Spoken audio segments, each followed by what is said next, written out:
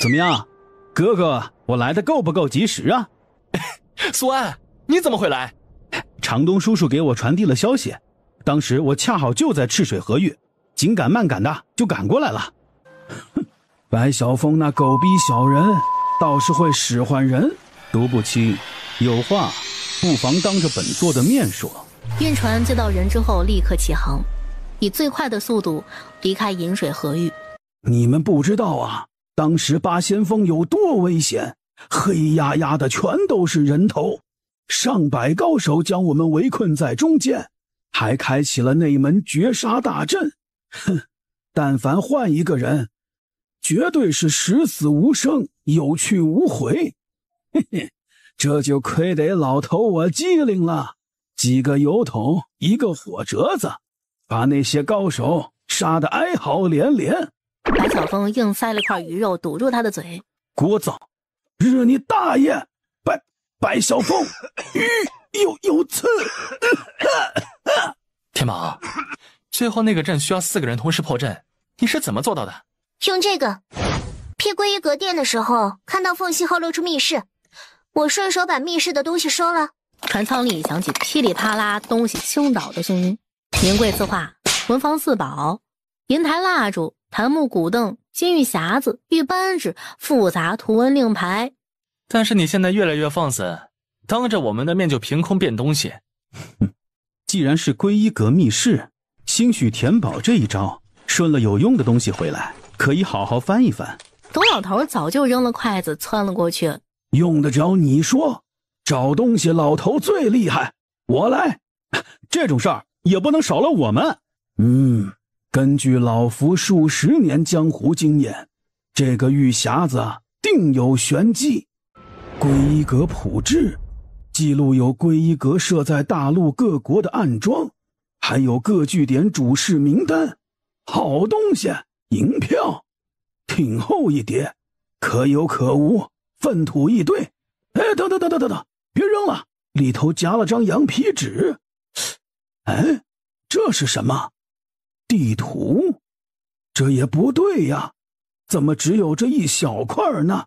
白晓峰，快瞧瞧，这个是什么玩意儿啊？就一小块，说不重要吧，又藏在匣子里，肯定不是废纸一张，要不然堂堂一阁之主要在密室里收破烂玩意儿，他脑子得病成什么样啊？神兵图？什么神兵图啊？传说中的藏宝图。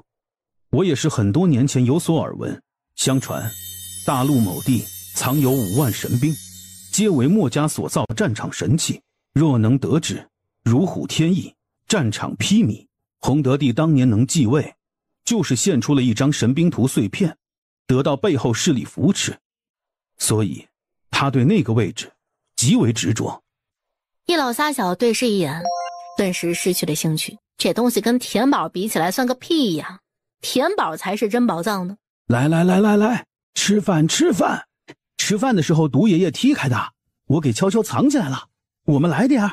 喝个酒你那么鬼祟作甚，整得跟做贼似的。开坛。这1年多啊，我跑了大半个大月，一个人出来行走确实更长见识，什么事情都需要亲力亲为，遇到难事儿或者阻滞也需要自己想办法解决。就连喝酒也是这趟出门学会的，哥行走一次能喝1坛酒不醉不倒，跑了那么远那么久，得到的最大收获是哥开始虚伪了。滚！得到最大的收获便是打得真痛快。运船在河上跑了10多天，中途特地选在徐州码头靠岸。苏文那个小子在白鹿书院混得如鱼得水，我敢打赌他现在啊肯定是咱们当中长得最瘦弱的一个。笑个屁，赶紧走人，去最好的酒楼见识见识招牌。本座已经着人给苏文递信，明玉轩酒楼大堂见。哼，又装逼。明玉轩是徐州城内最有名的酒楼之一，一行刚刚坐下便有八卦入耳。如此心性，我是五体投地了。为了报个被踢馆的小球员，竟然能花2年时间混进对手势力内部，最后一局打得归一个重伤啊！你们说说，这得心胸狭窄成什么样？仇是报了，气也出了。不过他们也没讨得好，大荣的通缉令都贴到我们大越城头了。不止大荣出了通缉令，听说东蒲、西陵、南桑、北穰4大国，乃至周边各小国也相继出了缉拿令。但凡看到那几个人，立刻上报官府，有重赏。传言听一半，不禁详实。我最好奇的是他们究竟对归一阁做了什么，惹得诸国通缉，古往今来能得到如此殊荣的，除了他们，我闻所未闻呐。角落里五人面面相觑，有些僵。田宝甚至掏了掏耳朵，他听错了吗？几国通缉，打个归一阁，有那些大国小国什么事儿啊？找打？爷爷，城东叔叔，哥，妹妹，小师弟，我来了。知道你们来徐州，我立刻跑了出来，可让我一顿好感。苏文，真的是你？怎么这几个都是你家的？没想到几位师兄也在此处吃饭，这几位确实是我家中人，久未见过面，太高兴，一时间有些得意忘形了。哦，可去瞧着这几位，怎么有些面善呢？特别像城墙告示上贴出的几名通缉犯呢。哎，师兄说笑了，我一家皆是本分良民，我自幼的家中教导，一心向学，亦是本分手无缚鸡之力的书生。那些武功高强的通缉犯，跟我们寻常之家怎么会有关联呢？哼，有没有关联？去衙门走一趟便知分晓。如今城中兵官戒严，已经开始在四处搜寻犯人。若你们真是无辜的，去走一趟，查明了便可走。青年公子话音未落，迎面一记重拳袭来，直接将他捶晕了。说了，我是本分手无缚鸡之力的弱书生，非要逼我动手，何苦来哉啊？瞧瞧，如此闹得多难看呐！看，大人了，他们就是通缉犯，做贼心虚露出真面目了。快来人，抓住他们，别让他们给跑了。我跑你姥姥！操他娘的，老子就说外面的店儿全跟老子犯冲，去哪儿都不消停，没一次能坐下来好好吃顿饭的，让老子吃饱很难吗？很难吗？坏事的龟孙子，我揍死你丫的！徐州城上空气氛拉紧，弥漫肃杀。杜爷爷，别打了，官府的人来了，刘浩！白玉喊了一声，率先往外冲，把官兵视线先引到自己身上。苏安、苏武紧随其后。白晓峰不跑，摇着折扇慢悠悠走出去，气度风雅，假装自己只是路过的。认出老子是通缉犯，不悄摸摸去报官，还敢凑上来找茬儿？哼，你们也是前无古人后无来者，就你们这种脑生草包还能够进白鹿书院？书院的夫子也全他娘的是草包啊！呸！杜爷爷，人还堵门了。来了！哎呀，老子是真的饿呀！就是这种目中无人的调调，才是真凶恶呀！众人竟深以为然。站住！尔等速速就擒！本座从来不走路上吃东西，粗鲁，有你吃就吃吧，递你手里还嫌，非要爷爷塞你嘴里，毒不轻！你敢塞本座鸡屁股？不吃鸡屁股，你还想分鸡腿呢？美的你！咱俩的账还没算呢，老子现在就跟你算！几道身影轻盈飞远，快得跟一缕青烟似的。徒留手持长枪佩剑的官兵在地上气喘吁吁地追。出城的城门口张贴告示的墙上被一大张通缉告示覆盖，告示上画满人头像，有少年，有少女，风雅男子，络腮胡大汉，还有俩老头。杜爷爷，各国对你尤其重视。这是多怕官兵抓不着人呢。白晓峰嘴角抽动，最后展扇遮脸，肩头剧烈抖动。外头不混了，老子要回家。赶在官兵到达码头困船之前，一行人飞至码头登船，扬长而去。这阵仗真大！哎，咱跑了，但是苏武还在岸上，那小子不知道跑到什么地方打架去了，这会子估计也被追了吧？就苏武那种四肢发达、一根直肠的，会把官兵先揍一顿再跑。只要他功夫没退步，不至于回不来。要真回不来，给他收尸去，我会给你们收尸的。啥意思呀？有我们俩什么事儿？苏阿爷、苏阿奶不得先揍死你们？运船载着满船杀气，一路摇摇晃晃向西北。大越某座都城里，江湖人扎堆的巷角酒肆，英气少年夺门而出。吴小子，一路顺风，江湖再见。这些人咱帮你解决了，外面的你需要自己小心。诸位叔伯，我们定有再见之日，届时小武请你们痛饮。离开前，将通缉告示给接了，将告示撕碎，当场一扬。少年欢快冲城门，回家喽。10月过半，天气渐凉，村口瘴气林中，一道悬疑身影缓步毒雾中。何方宵小，躲在瘴气林里鬼鬼祟祟，给小爷滚出来！鼠辈，敢不敢把面具摘了？二师兄已经认出我了，还叫我鼠辈，故意埋汰。阳光透过枝叶，薄雾洒下。跟我武功路数一样的，苏武还没回来。苏文、白玉、田宝在林子外头，看你出招，我猜就是你了。臭小子，终于回来了，还等什么？当初咱说什么来着？等魏离再回来，咱们一定要好好揍他一回。快来，动手！来也，这种事怎么能少得了本少爷？田宝活动手腕，准备跟着往下跳。田宝，你别下来，你来我们就完不成了。干嘛不带他玩啊？我可以弱一点。男女授受不亲。你们慢慢打，我先回家吃饭。晌午后，哎呀，我说你们打快点，赶着回家呢。不打了，回家了。陆爷爷，我们先走一步。兔崽子们一个个皮痒了。小苏家喜气洋洋，霍子恒夫妻也来了苏家院子。哎呦，都长高了，长大了。苏老婆子笑着，眼角发红。苏老汉此刻嘴拙，只不停地点头。好，回来就行。怎么长的？这出去是天天吃人参了，还是督老给你们特别喂补药了？2年不到了，一个个蹿的比我还高了。还好田宝长得还正常。何大江听不下去了，上来把自家汉子拍走。会不会说话呢你？明知道田宝打小就想长高高，你这话说出来不是戳田宝的心窝子吗？田宝小脸厉丧。二叔、二婶，你俩说话谁也不比谁差，一刀一剑的戳他呢。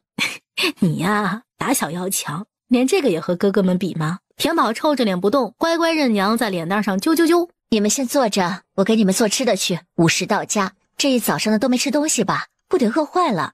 回家定让你们都吃饱。魏离抬脚便想跟上。姑姑，我帮你。你都7、8年没回来了，好不容易回家一趟，让阿姨阿奶他们好好看看你。毒老头蹲在旁边不满地嚷嚷：孩子们都是宝，老头回家没人理呀。毒老，你最爱吃的干锅兔头，给你整一锅。这话成功让老头脸色阴转晴，屋子里一时间全是说话声、交谈声。霍子恒插不上嘴也不急，霍氏来时特地带了把瓜子儿，纯粹的嗑瓜子儿凑热闹。田宝姐姐，田宝姐姐，你看看我呀，小麦穗可想你了，天天茶不思饭不想。你瞅瞅我，你看我是不是瘦了2大圈？我想你想的都瘦了。姐姐回来了，以后日日能见着，你如此急做甚呢？怎么能不急？一日不见如隔3秋，我跟姐姐几百几千秋没见了，我不说话，姐姐都要不认得我了。堂屋里再次传出被逗乐的笑声，笑声飘出小院，落入外头激动听墙角的村民们耳里，将他们的嘴角也拉扯出高扬笑纹。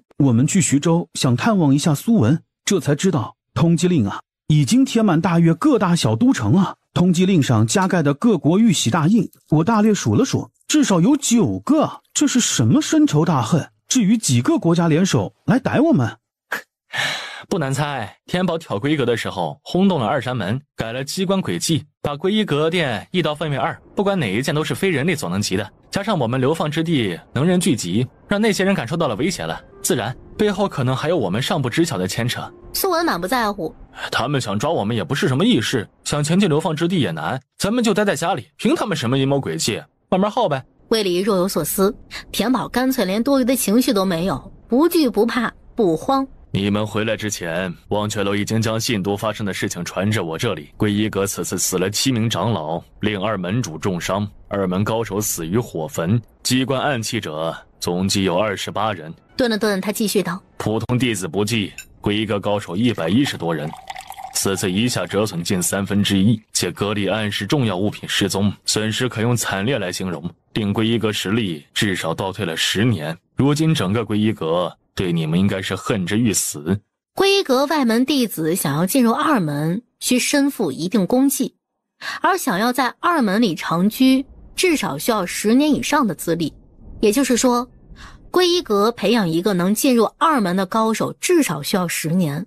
田宝跟玉儿此次与归一阁的打击，是归一阁有史以来所受最重。而龟阁是为大荣权贵做事的，龟阁出事，撼动了大荣权贵的利益，皇室由此发下通缉令，并不是意料之外的事儿。至于其他各国也在此事里掺入一脚，忌惮的是田宝跟他霍子恒，还有意在夺回那张神兵图碎片。日后你们再出门务必要更为小心谨慎，否则你们各有成长，但是人心诡谲，人意比鬼恶，你们尚未见过的事情太多太多了，无论何时皆不可自满自负，恐阴沟里翻船。师父，霍子恒头疼，孩子大了，不好骗了。神兵图各国皆欲得知，哪怕一片碎片也能引人争夺，这东西握在手里犹如烫手山芋，日后你们若是不慎落入对方圈套，对方逼问碎片下落的话，就告诉对方碎片在白晓峰身上，先保小命要紧。令天香，白楼主得了好东西，悄不吭声，想自个儿闷声发大财。我们两个知道你今天回来，早早过来，等到现在，怎么样？过来喝一杯。你们已经喝了这么多，本座这时再要与你们喝的话，岂非胜之不武，占了你们便宜？你什么时候少占便宜了？过来说正事，莫忘了你是坐老子的运船回来的。开船的又不是你，你领什么功？哎，我就知道玉儿回来怕是先会去土北村，这老父亲啊都没土北村值钱。哎，白楼主，你身上揣的值钱东西，便让我们两个开开眼。切，小心思上脸了，你们真是不要脸。本座独身一人冒险去接人，你们两个躲在老巢里吃现成的。这就是神兵图，传说里那张烫手山芋罢了，你们想要拿去吧，好东西谁不想要啊？但是得有命拿得住，你收回去吧。这图要是一整张我便拿了，一张碎片谁要啊？谁拿谁是靶子，凑齐了再给我。都给本座滚！这俩究竟来做甚的呀？谁把他们请到茶室的？现在各国皇室的目光都被吸引了过来，和他们之力仅靠我们三个撑着，流放之地恐怕撑不住了。今日我调一批人手去土北村，若有事情发生，能及时出手帮忙。事儿爱来不来，反正流放之地就没安宁过，不就是打吗？霆锋，再上几坛好酒。天宝姐姐，天宝姐姐起床了，小麦穗来陪你玩了。天宝姐姐，太阳晒屁股了，你再不起来，早上的精气你就吸不着了。哎呀，娘亲做的包子待会儿就要凉了。田宝躺在床上，嘴角不自觉弯起一角，没睁眼，准备再赖一会儿时，小麦穗，姐姐起来了，别嚷了。天宝姐姐，这是我娘做的大肉包子，可香了，我特地给你带的，怕它放凉了就不好吃了才爬窗的哟。田宝低眼瞧着他，挑眉，眼里尽是调侃。包子出锅，我就想先拿给姐姐尝，自己忘记吃了。田宝姐姐可太好看了呀，是她以后的夫君呢。田宝无奈又好笑。天宝姐姐，小麦穗带你去玩好不好呀？你走了573天，好不容易回来了，就多陪陪我嘛。好，陪你。苏老婆子笑道，离吃早饭还有些时候呢，正好让小麦穗带你去村口逛逛早集。早集？阿奶，我们村口什么时候有集市了？魏离也颇感兴趣，他们昨儿回来在村口可什么都没瞧着。苏老汉故意卖关子，你们这些小兔崽子见天的往外跑，不知道咱们村子有多大变化了吧？自个儿瞧瞧去。哇，真不错呀，竟然连热食肉摊都弄上了，看来咱们村的日子是越来越红火了。我爹爹提议的，说大家伙手头有富余了，把富余的东西拿出来流通流通，相互方便。一开始村里人还担心东西卖不出去，又担心买不着想要的东西，结果没多久，大胡子叔叔就把分舵挪过来了。每天早上来买东西的人大多是12码头的人，连肉摊子都是他们弄来的。小集开起来快有1年了，四周的人早上来这里逛集的越来越多，以后肯定会更加热闹的。没想到村民跟12码头竟然会有如此融洽的一日。现在12码头可不敢欺负咱们村，都是客客气气的。你不要跟我说话。为何？你跟白玉都是我的情敌，我告诉你，田宝姐姐是我的，你们谁都不许跟我抢。爹爹说田宝姐姐不是他的，小麦穗不服。自此，看谁出现在田宝姐姐身边，都觉得对方是情敌。跟姐姐一起长大的5个，除了3个亲哥哥不用防，白玉跟魏离他是一定要防的。情敌见面分外眼红，他不跟情敌说话。听好，姐姐是小苏家的，我以后也是小苏家的。苏安跟苏文想笑不敢笑，师傅家这个小祖宗啊，可千万别是他们家的。就这性子，日后谁遭得住啊？祸害别家去吧。哎，魏离，你离开到现在有7年了吧？在军营都混上少将了，怎么样？上战场杀敌感觉如何？这些年你是一点消息都没有，知道你给家里递个消息肯定不方便，家里人就更加惦记你。阿爷阿奶隔3差5都要提你一回，后来不提了，也总会看着烟霞关的方向叹气。现在是上骑都尉，还好，上战杀敌跟你们出去打架差不多，我侥幸能保命。我们出去打架都是成群结队去的，你在战场厮杀，可没人会时时跟你配合，臭小子。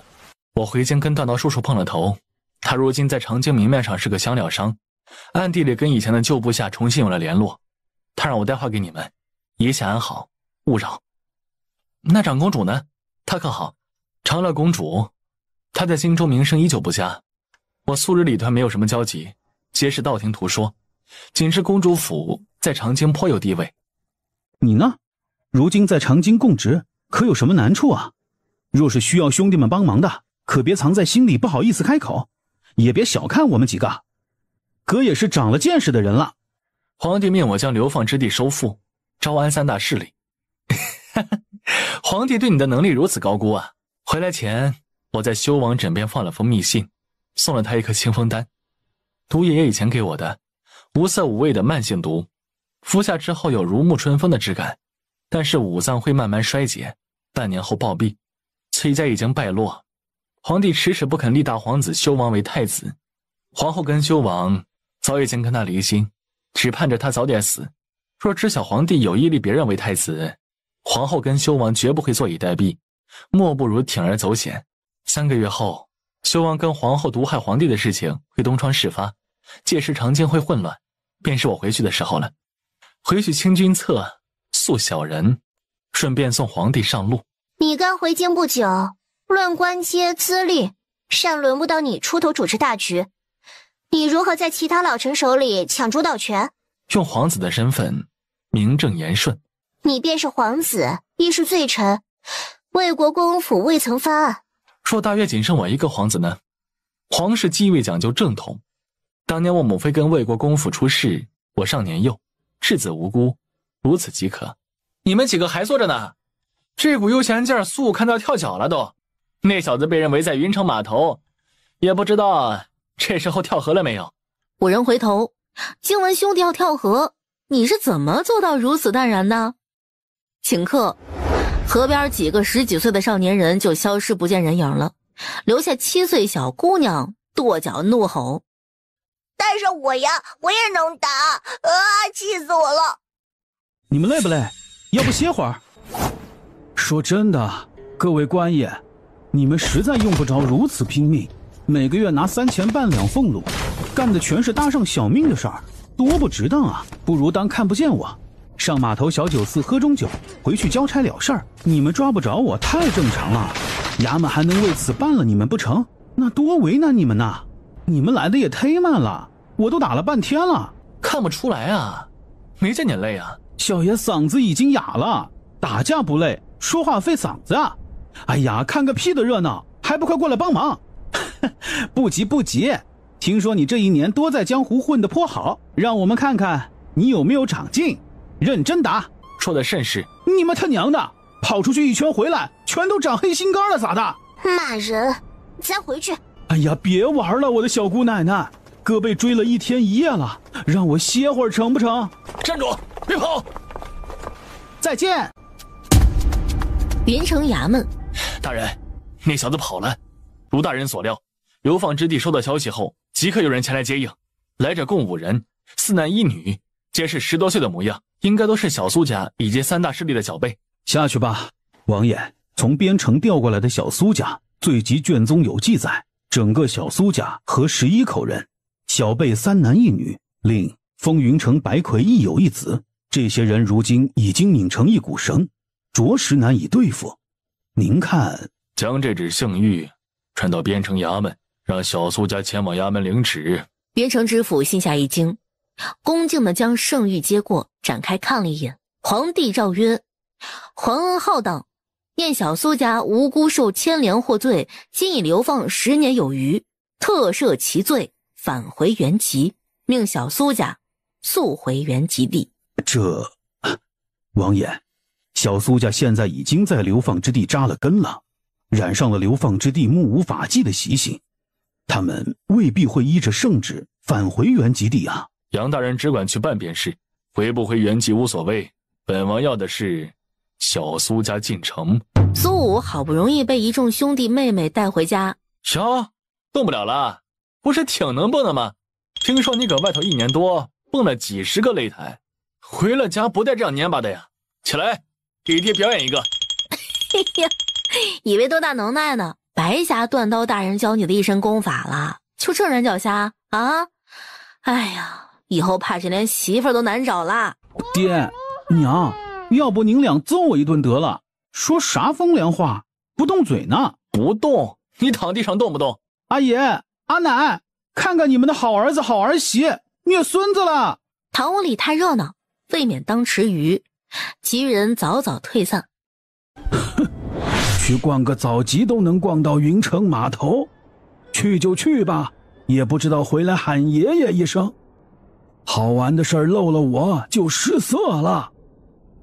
照照你，我们现在哪能回来？哼，高处不胜寒呐。无敌最寂寞。一老一少对着天际双双叹气。独爷爷，小时候听你说过毒王谷早就没了，以前的毒王谷在哪？谷里也跟后头药园子一样，到处各种药材。肯定不一样啊，毒王谷哪是小药园子能比的？这毒王谷里路边长的杂草都是毒物，是外头轻易寻不着的东西。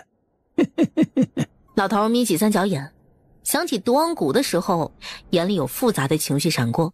唉，可惜后来没了，连我那些徒子徒孙也没了。这命啊，还没我老头子长。这时候怕是已经重新投了2回胎了。除了你，毒王谷没别的活人了？老头看着天际，机不可察顿了一下。没了。晚上梳洗回房之后，田宝坐在蜡烛前，手心凭空出现一张请柬：毒王谷诚邀阁主大人赴2月20日新毒王赛，静候莅临。合上请柬扔回空间，灯灭的同时，房里已然没了少女身影。忘却楼，下次再这样半夜跳进来，爹就把你当小贼打。是干爹。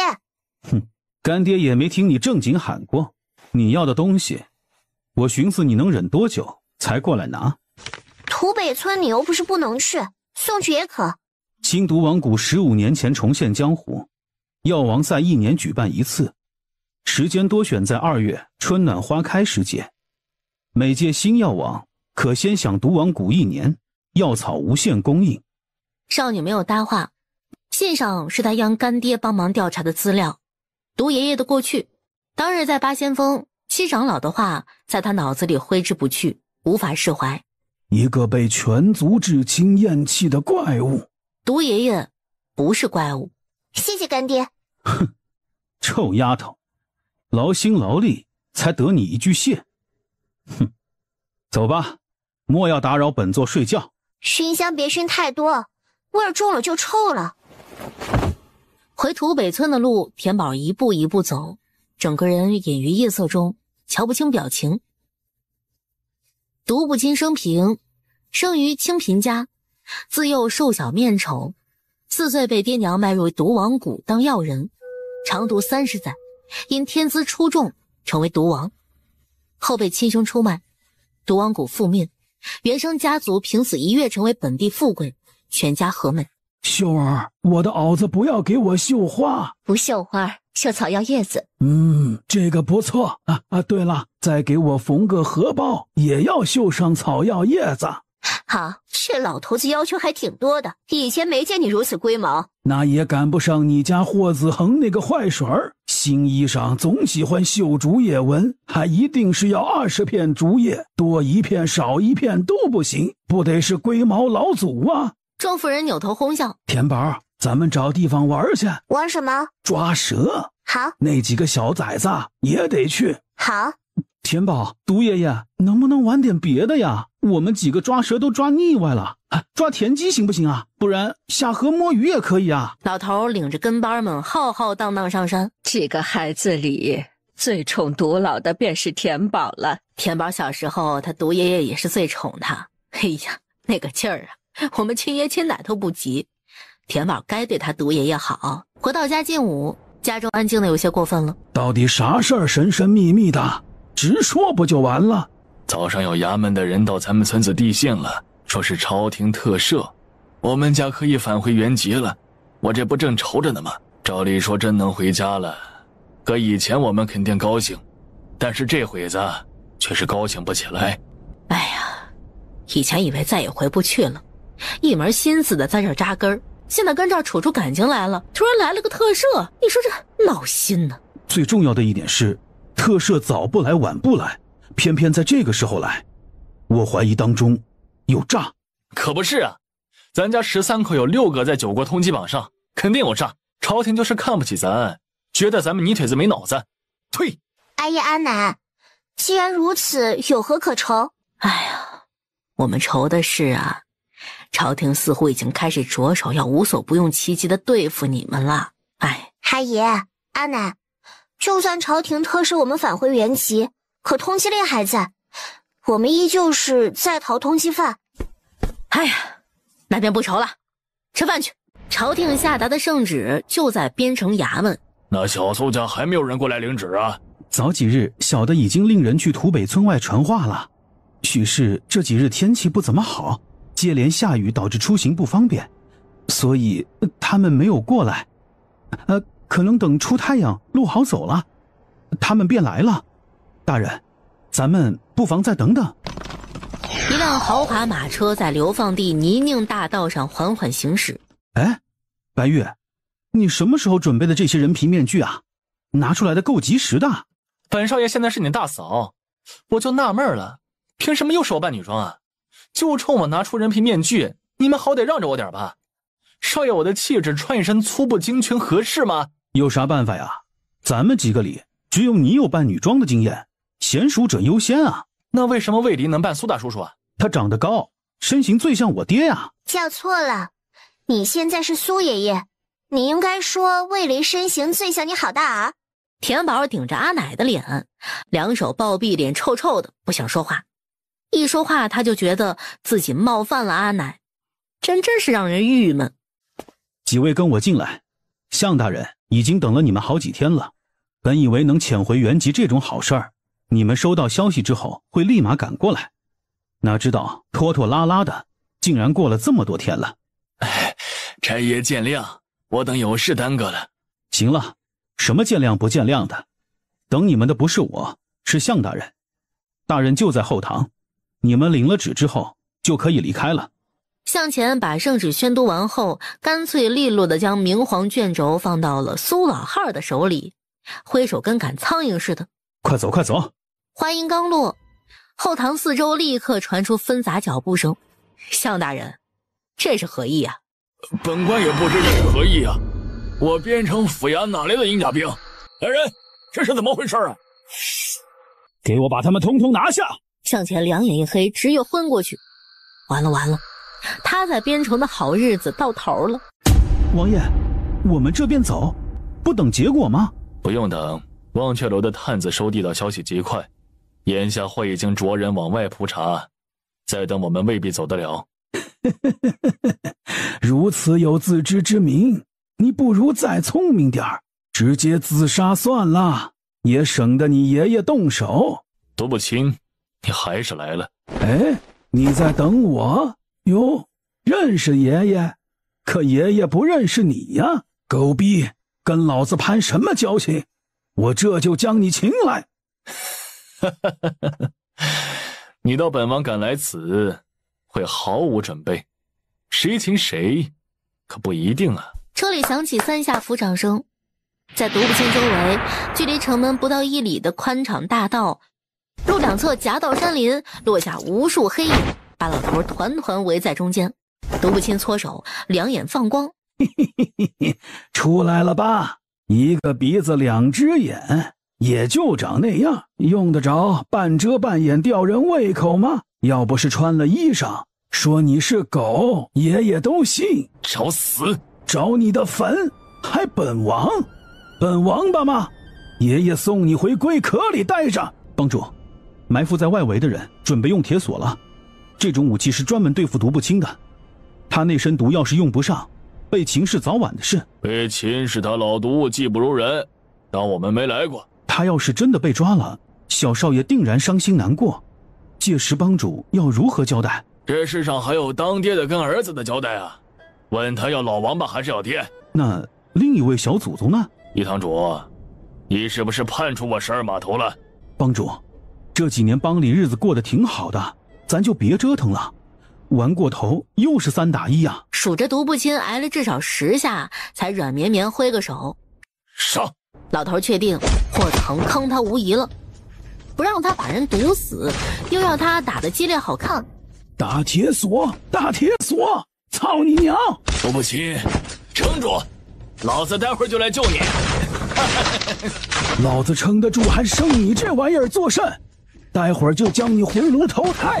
你他娘活了几10年就修了这张嘴！锦衣男子被侍卫紧护身后，无需恋战，走。随着他一声令下，很快场地就少了近半人。有种别走！别喊了，好了。你估摸他有没有起疑呀？对上你这种三脚猫，逃不掉才让人起疑。三脚猫？当年要不是你跳河快，你已经是爷爷爪下亡魂了。切，当年要不是你卑鄙1打3，老子已经让你沉尸芦苇荡了。放你的屁！当年你连老子的一片衣角都没摸着就跳河了。大话说起来不害臊，有种现在比，看看谁跳河。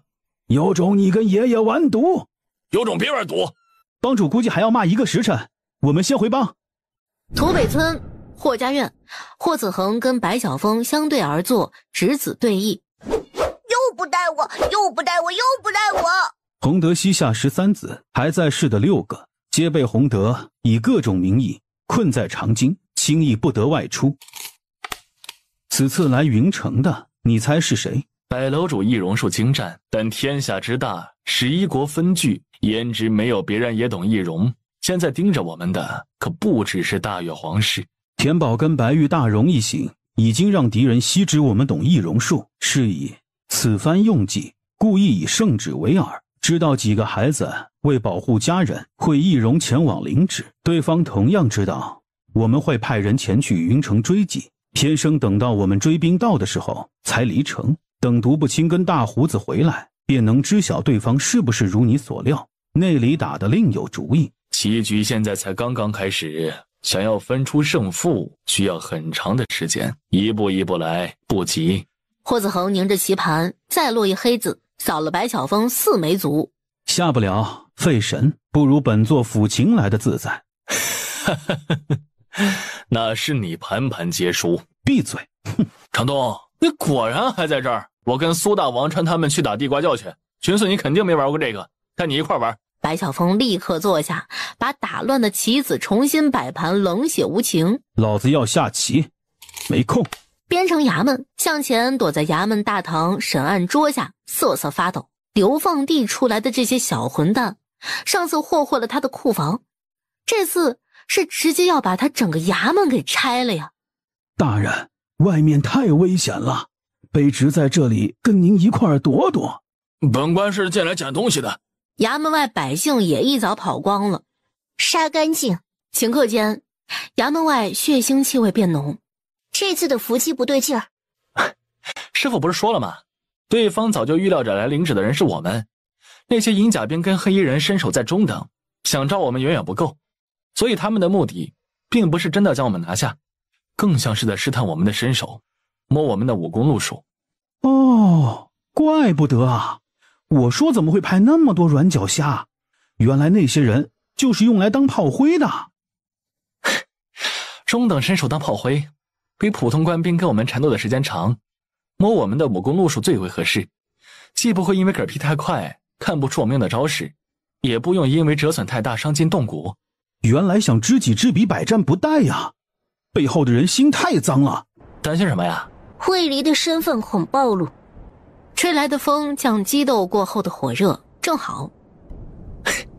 车到山前必有路，卫离早已经不是当初的卫离了，何况有我们呢？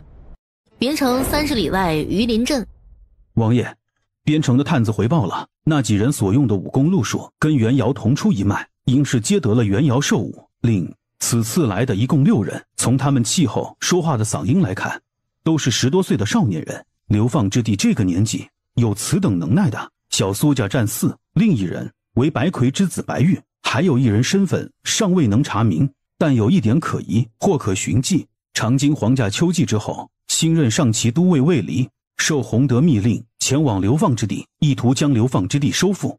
卫离12岁从军，仅知其出身益州小弟，无父无母，其余资料皆成谜。着人去益州调查，若有可疑之处，即可将消息传递到洪德耳朵中。以他多疑的性子，或许正好能猜出卫离身份。是，这是小事儿，不管卫离身份如何，对我们的计划影响不大。我们真正要对付的是流放之地。此次独步青跟12码头两方联手伏击，我们逃得有些太容易了。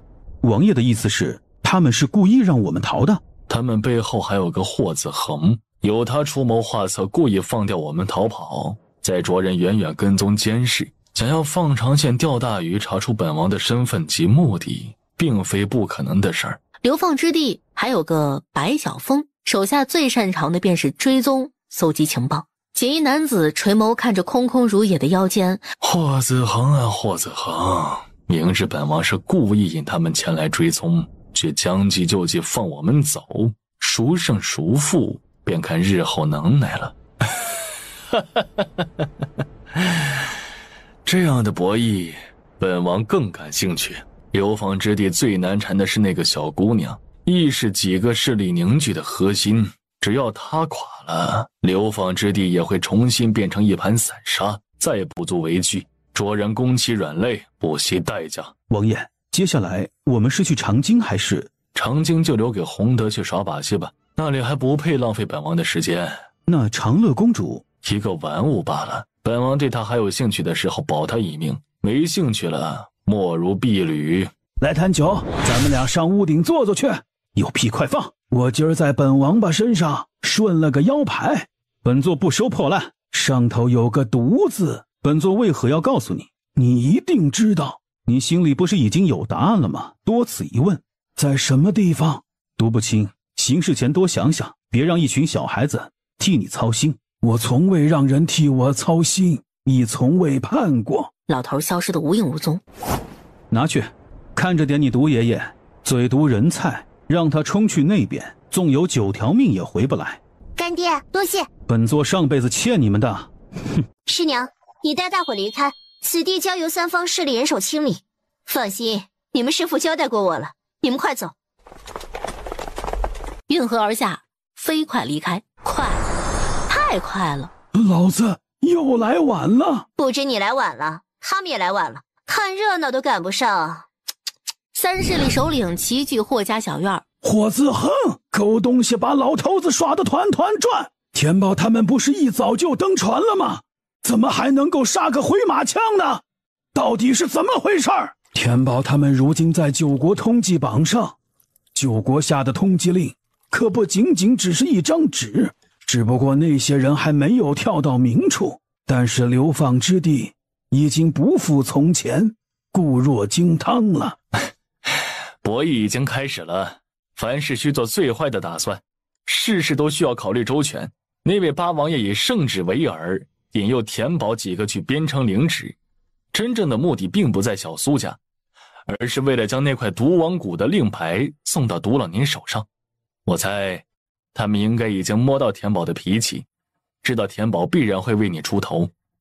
哼，所以那块令牌的真正用处是要把田宝他们诱出流放之地，让土北村内空虚，他们好趁虚而入。在我们还没有察觉的时候，暗地里已经有人一直在盯着土北村了。之所以选择田宝他们刚离开的时候立刻动手，也是知道我们几个势力会叫人过来保护这里。他们是想趁着田宝刚走，我们的人又没有调过来的这个空隙，求一击即中。哼，真是好计策。他们想趁虚而入，你就将计就计，唱一出假的空城计，诱对方打过来，早上登船不过是虚晃一招。田宝他们其实早就埋伏在山坳里了吧？这个计划瞒得够严实，我竟丝毫不知。莫说你不知道，几个小兔崽子天天在我12码头商谈计划，结果我不也对此一无所知吗？独不亲说的对，这就是个坏水玩意儿。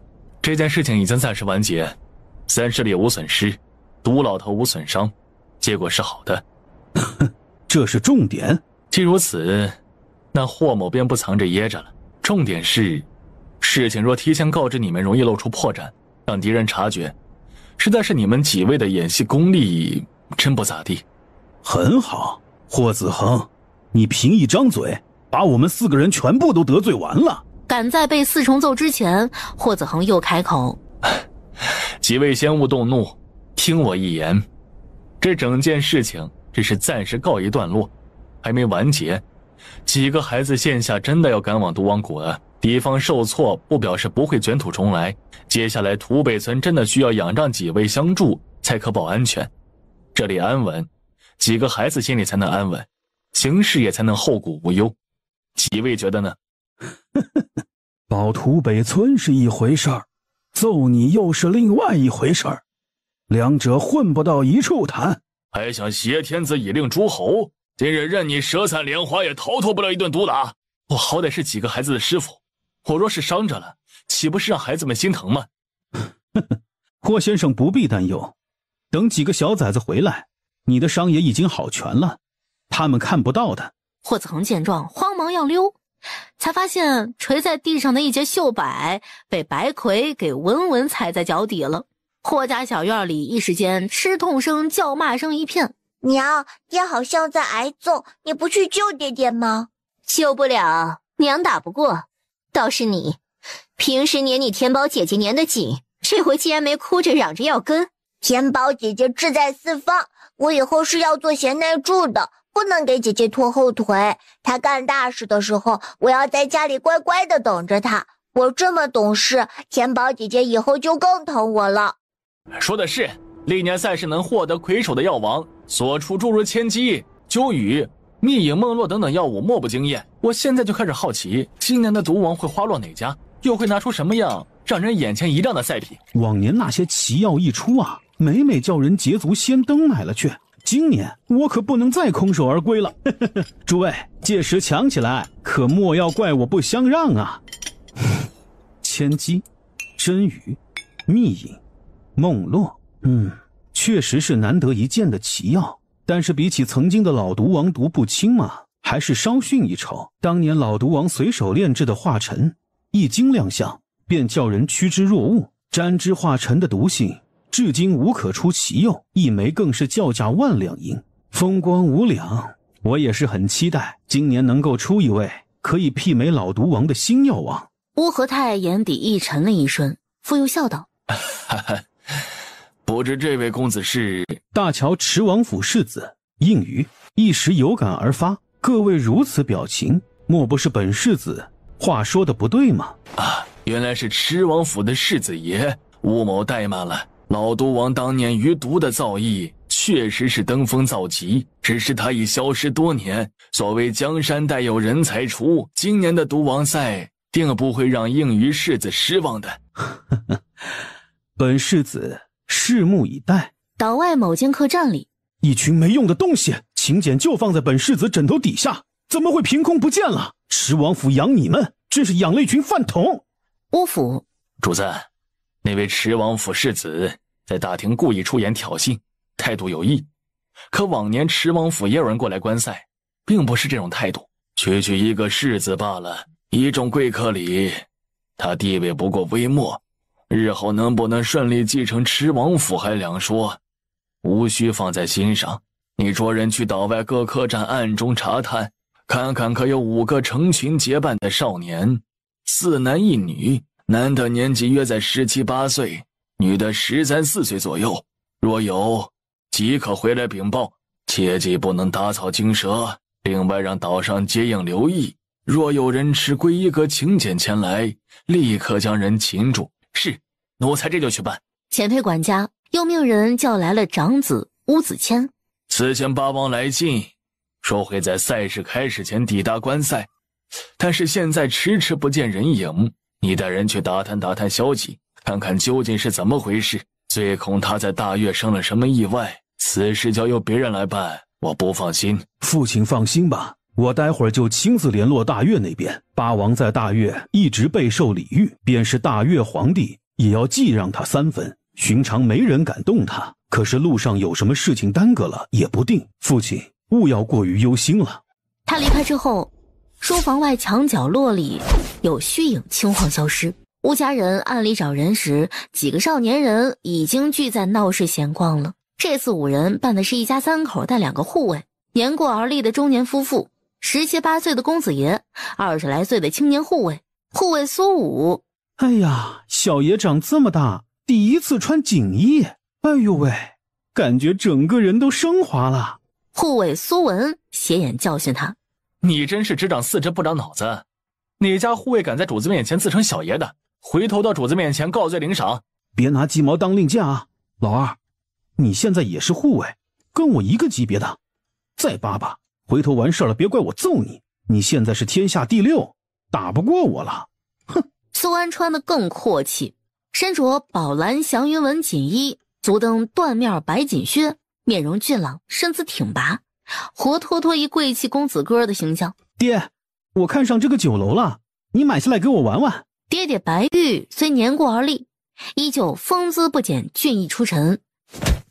都怪当爹的纵你太过，养出你这浮躁纨绔性子，回去后就得拧一拧你这习性了。子不教父之过。娘，爹打我，你快教训他。美妇人淡淡睨来，眼底掠过促狭。叔和，你要以下犯上？我是你亲哥，你胳膊肘往外拐呢，田宝。九儿，这酒楼你可喜欢？为父买下来给你玩玩。区区酒楼我看不上，你要送我空流岛。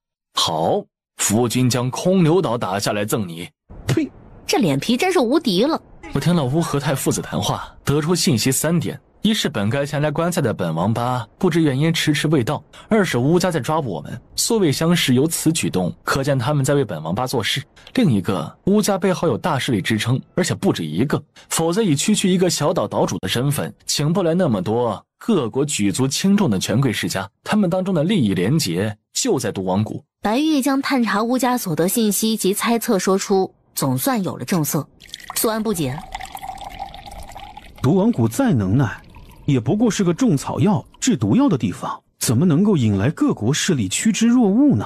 这点有点不合常理啊。要拿医毒说事的话，各国太医院里聚集的哪一个不是杏林高手？他们的本事难道就比毒王谷的人差了？田宝摇摇头，沉吟道：毒王谷背后可能还藏着我们不知道的秘密，但是不管如何，现在新的毒王谷早已沦为乌合泰敛财拢势的工具。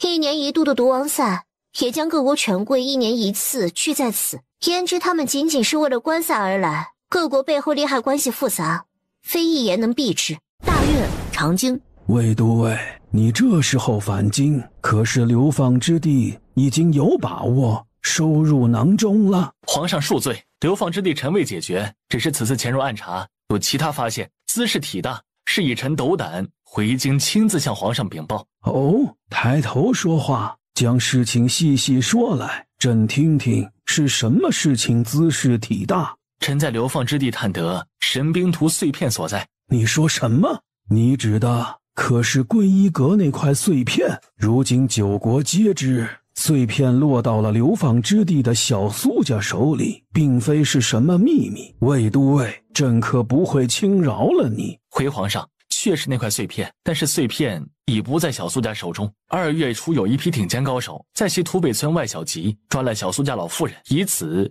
从小苏家手里换到了碎片。那块碎片交到了藏身杨大人宅中神秘人手中。杨大人唤那人王爷，因担心暴露行踪，未敢靠近，所以没见着对方真容。究竟是哪位王爷，臣不得而知。魏都尉对朕忠心耿耿，忧朕所忧，朕心甚慰。你既然回来了，这段时间就暂且留在京中，替朕好好查一查。胆敢瞒着朕藏私心，臣定不辱使命。臣明明避过了皇后下的毒，为何会这样？皇上莫要动怒，龙体要紧。此事定是当中出了什么岔子。太医院养的尽是一般废物，没有半点用处。奴才已经命人往民间另寻杏林妙手，下面的人报说找到几位了，正在回来的路上，不日就能抵达长京，届时皇上便能恢复无恙。神兵图定在八王爷手上，当日从朕这里拿到圣旨后，他亲自送去的边城，朕竟叫他瞒过去了。眼下他去了空流岛，碎片定然随身携带，传朕密令，着影卫营即刻追过去，无论如何都要从他的手里夺到碎片。皇上，这若是伤了八王爷，那就等于直接得罪。空流岛各国势力齐聚，他在那里出事，何人知晓是大月出的手？若有人知晓，除非……洪德帝缓缓抬头看向苗平，眼里杀机毕露。是你告密？皇上明鉴，老奴对皇上忠心耿耿，万死也不会背叛皇上呀。朕只是假设一说。去传令。是，老奴这就去。灵一，把他的画像画下来。你是谁？你敢抓我，必会后悔。我既然敢抓你，你也觉得我会怕？你究竟想干什么？此处是何地？是大越境内吧？我乃大越皇帝贵宾，我若在大越出了事，不仅你，整个大越都逃不掉，怕是要让你失望了。在我这里，没有大越逃不逃得掉的忧虑，只有我乐不乐意让大越逃。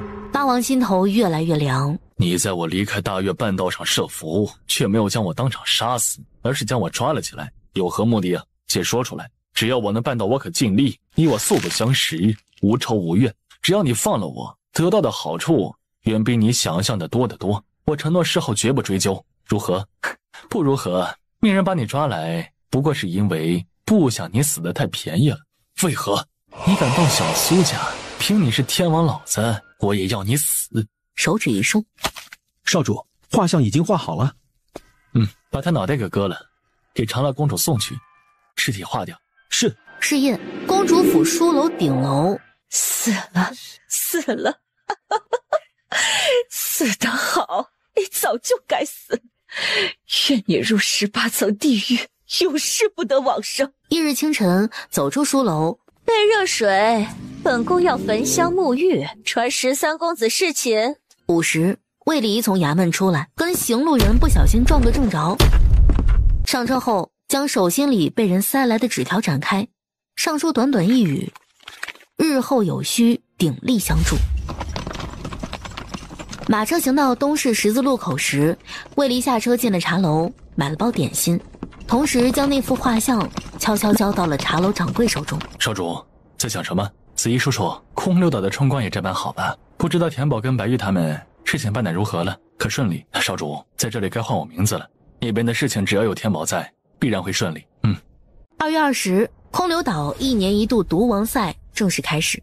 九儿，幸亏有你。你这样窝着，成何体统？要体统有何用？你我夫妻不拘小节。赛场上，这巫岛主确实是一能人呐！20多年前，毒王谷覆灭，巫岛主为兄弟情谊，硬是咬牙将毒王谷又一点点的重建起来，招揽了无数用毒高手在谷中坐镇，又年年亲自操办毒王赛，这才有今日盛世及辉煌。你说的兄弟是以前的老毒物毒不清吧？事情虽然过去那么多年，但是我也有耳闻，他那兄弟根本就不是个东西。好在吴家主如今风光无限，而毒不侵，早就不知道骸骨遗落何处了。后方突然传出几声接连惨叫，哎呦声不停。这是怎么回事啊？刚刚听他们说话还好好的，怎么突然就倒在地上了？是中毒了，看着抽的都吐白沫了。谁下的手啊？手法也太快了吧！怕不是说话得罪人了？大家闪远点，别沾上了，真是吓人啊！参赛者有各国各地来的医药高手。你爷爷是医道之主，若无本事，如何能服众呀？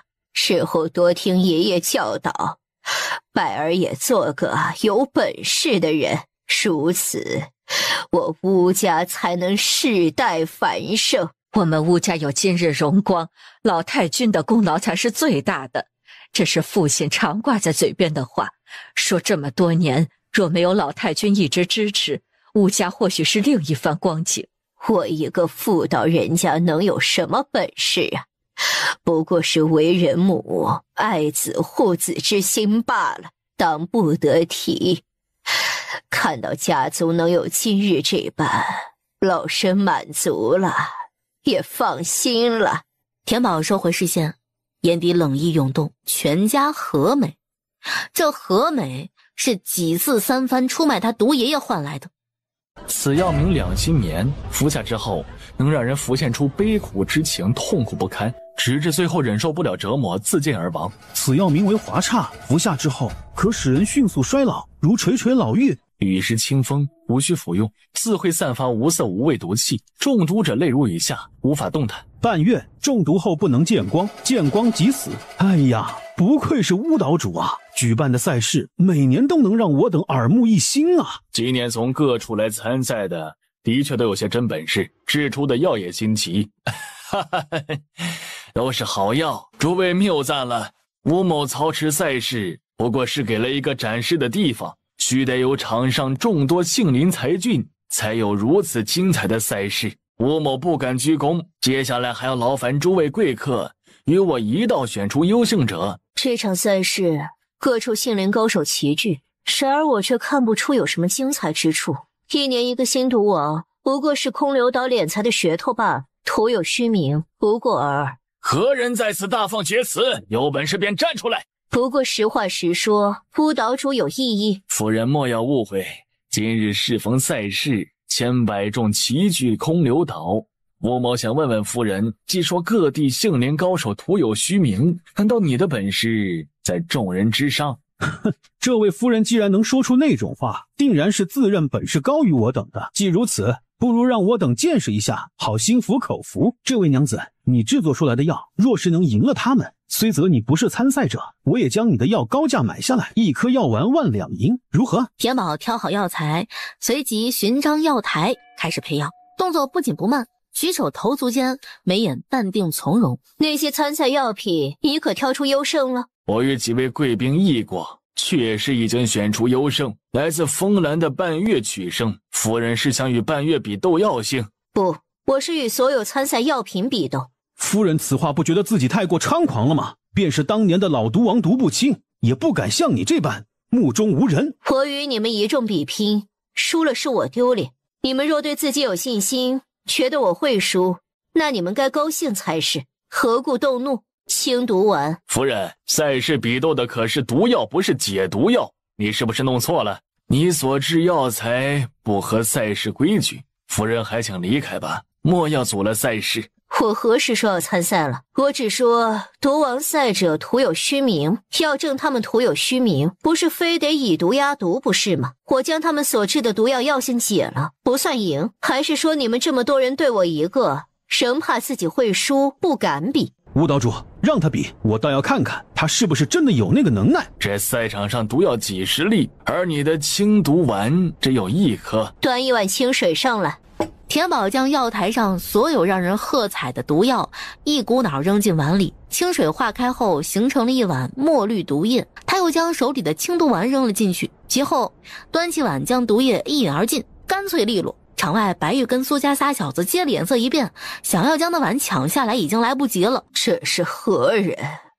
敢与我空留岛上生事端。近日因为赛事来岛的人太多了，五湖四海皆有，要查他身份有些难。难也要去查，他这般上场是故意给我乌家难堪。好，我这就着人去查。眼拙了，这等解毒本事确实叫人叹为观止，吴某佩服。不知夫人是何地人士？如此高的本事，师承何人呢？无名小卒，不足挂齿。不过是数年前，有幸得是老毒王毒不侵，跟他学了2年岐黄，对医毒略懂1、2。学了几年，略懂1、2，就能把我们的脸打得啪啪响。刚才坐在台下，听得周围人说巫岛主跟老毒王原是亲兄弟，也听闻巫岛主一直对亲兄弟念念在心。我游猎中偶然来此，身为后辈，当替老毒王拜访一下巫家，不知可有幸上岛一观。吴岛主对兄弟重情重义，整个空留岛谁人不知啊？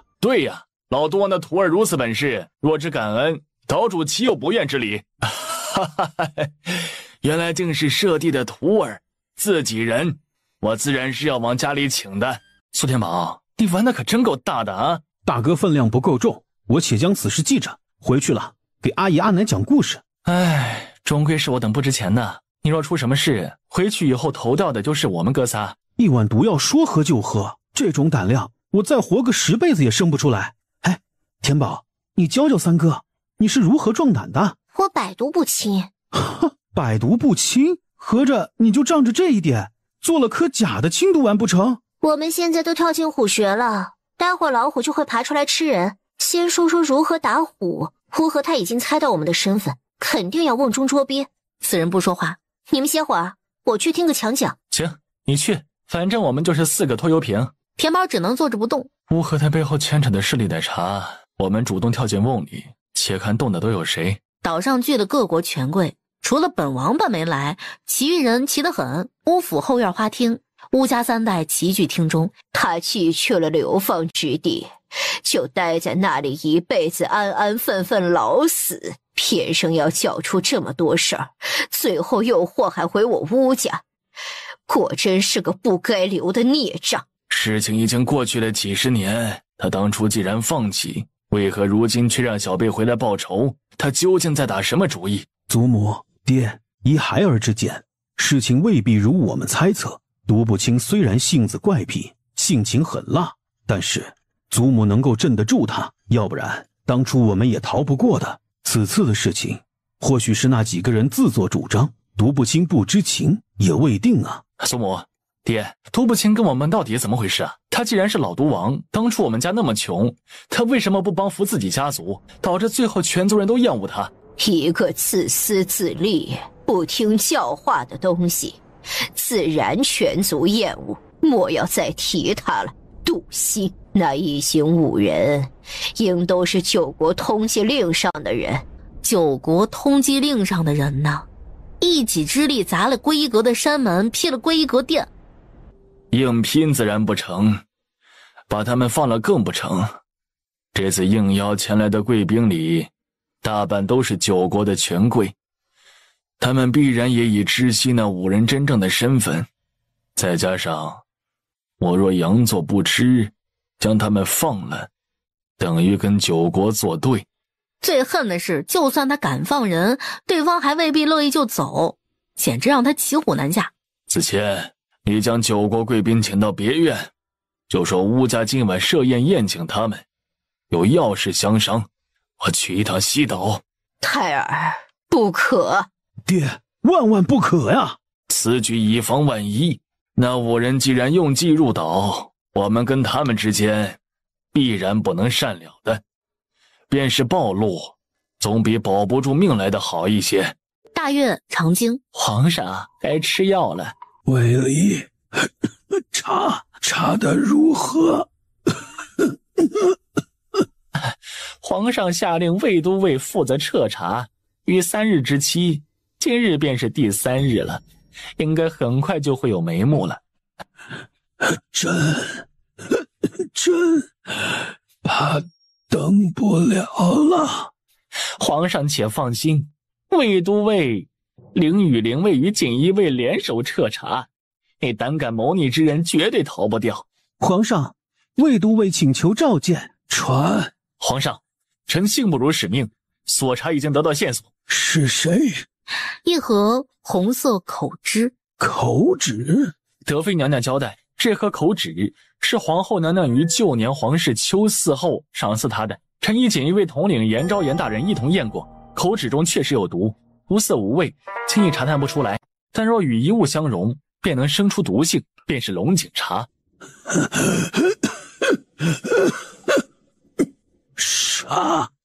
杀！传旨，朕要杀了他们！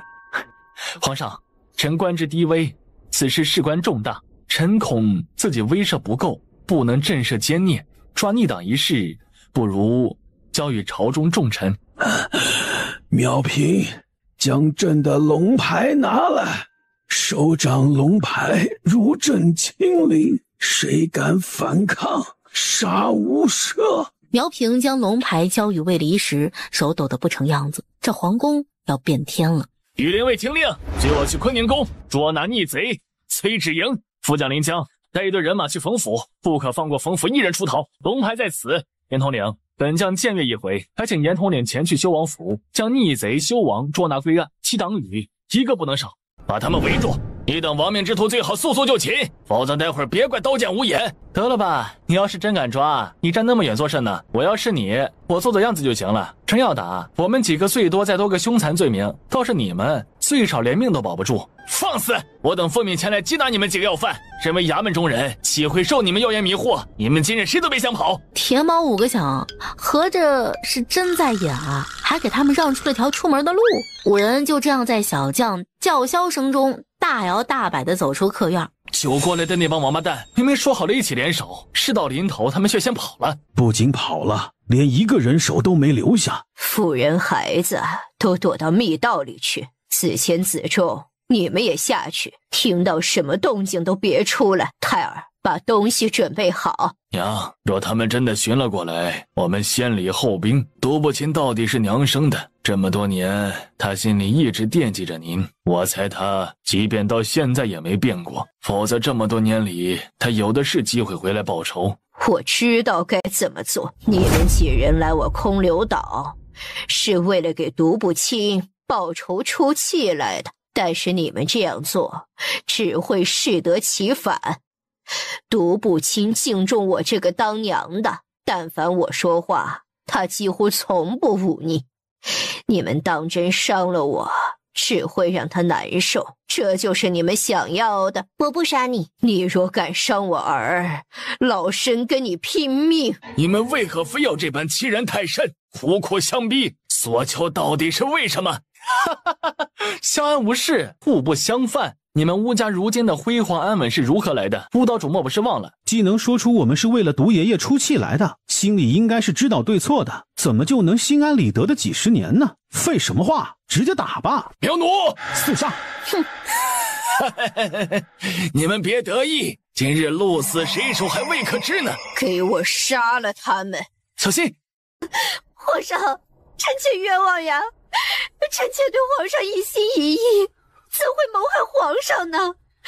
我根本不知道那盒口脂有毒，是皇后害我，是皇后陷害臣妾呀！皇上，押送天牢，听候发落。现如今谋逆已经尽数抓获，朕想先审了他们，定下罪来。朕与魏都尉的龙牌也需先收回来，免得朝中剩下的那一些老顽固老臣多有说话。皇上，虽然你身体稍有好转，但是病来如山倒，病去如抽丝，为皇上龙体着想，臣建议您还是继续在寝殿好好休养。魏离，你放肆！皇上何必动怒？臣是为你着想，毕竟皇上患的不是太医能治的寻常病症，是中了无解之毒。既是无解，如何好的？你如何知道朕中的是无解之毒？毒是我下的，我如何不知？悲清风中毒半年后五脏衰竭，无可解。皇上会在病榻上缠绵数月，最后像个不能动的虫豸一样不甘地死去。不可能，不可能！你根本没有机会给朕下毒。皇上在太和殿召见我那回，可还记得苗平给你奉茶，你命我摘下面具时，曾将茶放于茶几上，毒便是那时候下的。皇后的毒药亦是我给的，可惜她最后心软收手了。我料到会这般，早于她之前便动了手。至于那盒口纸，确实是皇后赠与德妃的，不过口纸原本无毒，毒是我将口纸拿到手后混进去的。话毕，面具从脸上剥离。我本名叫南宫青羽。南宫青羽，南宫青羽，你是南宫青羽？是你？原来你真的还活着，混到朕的身边报仇来了。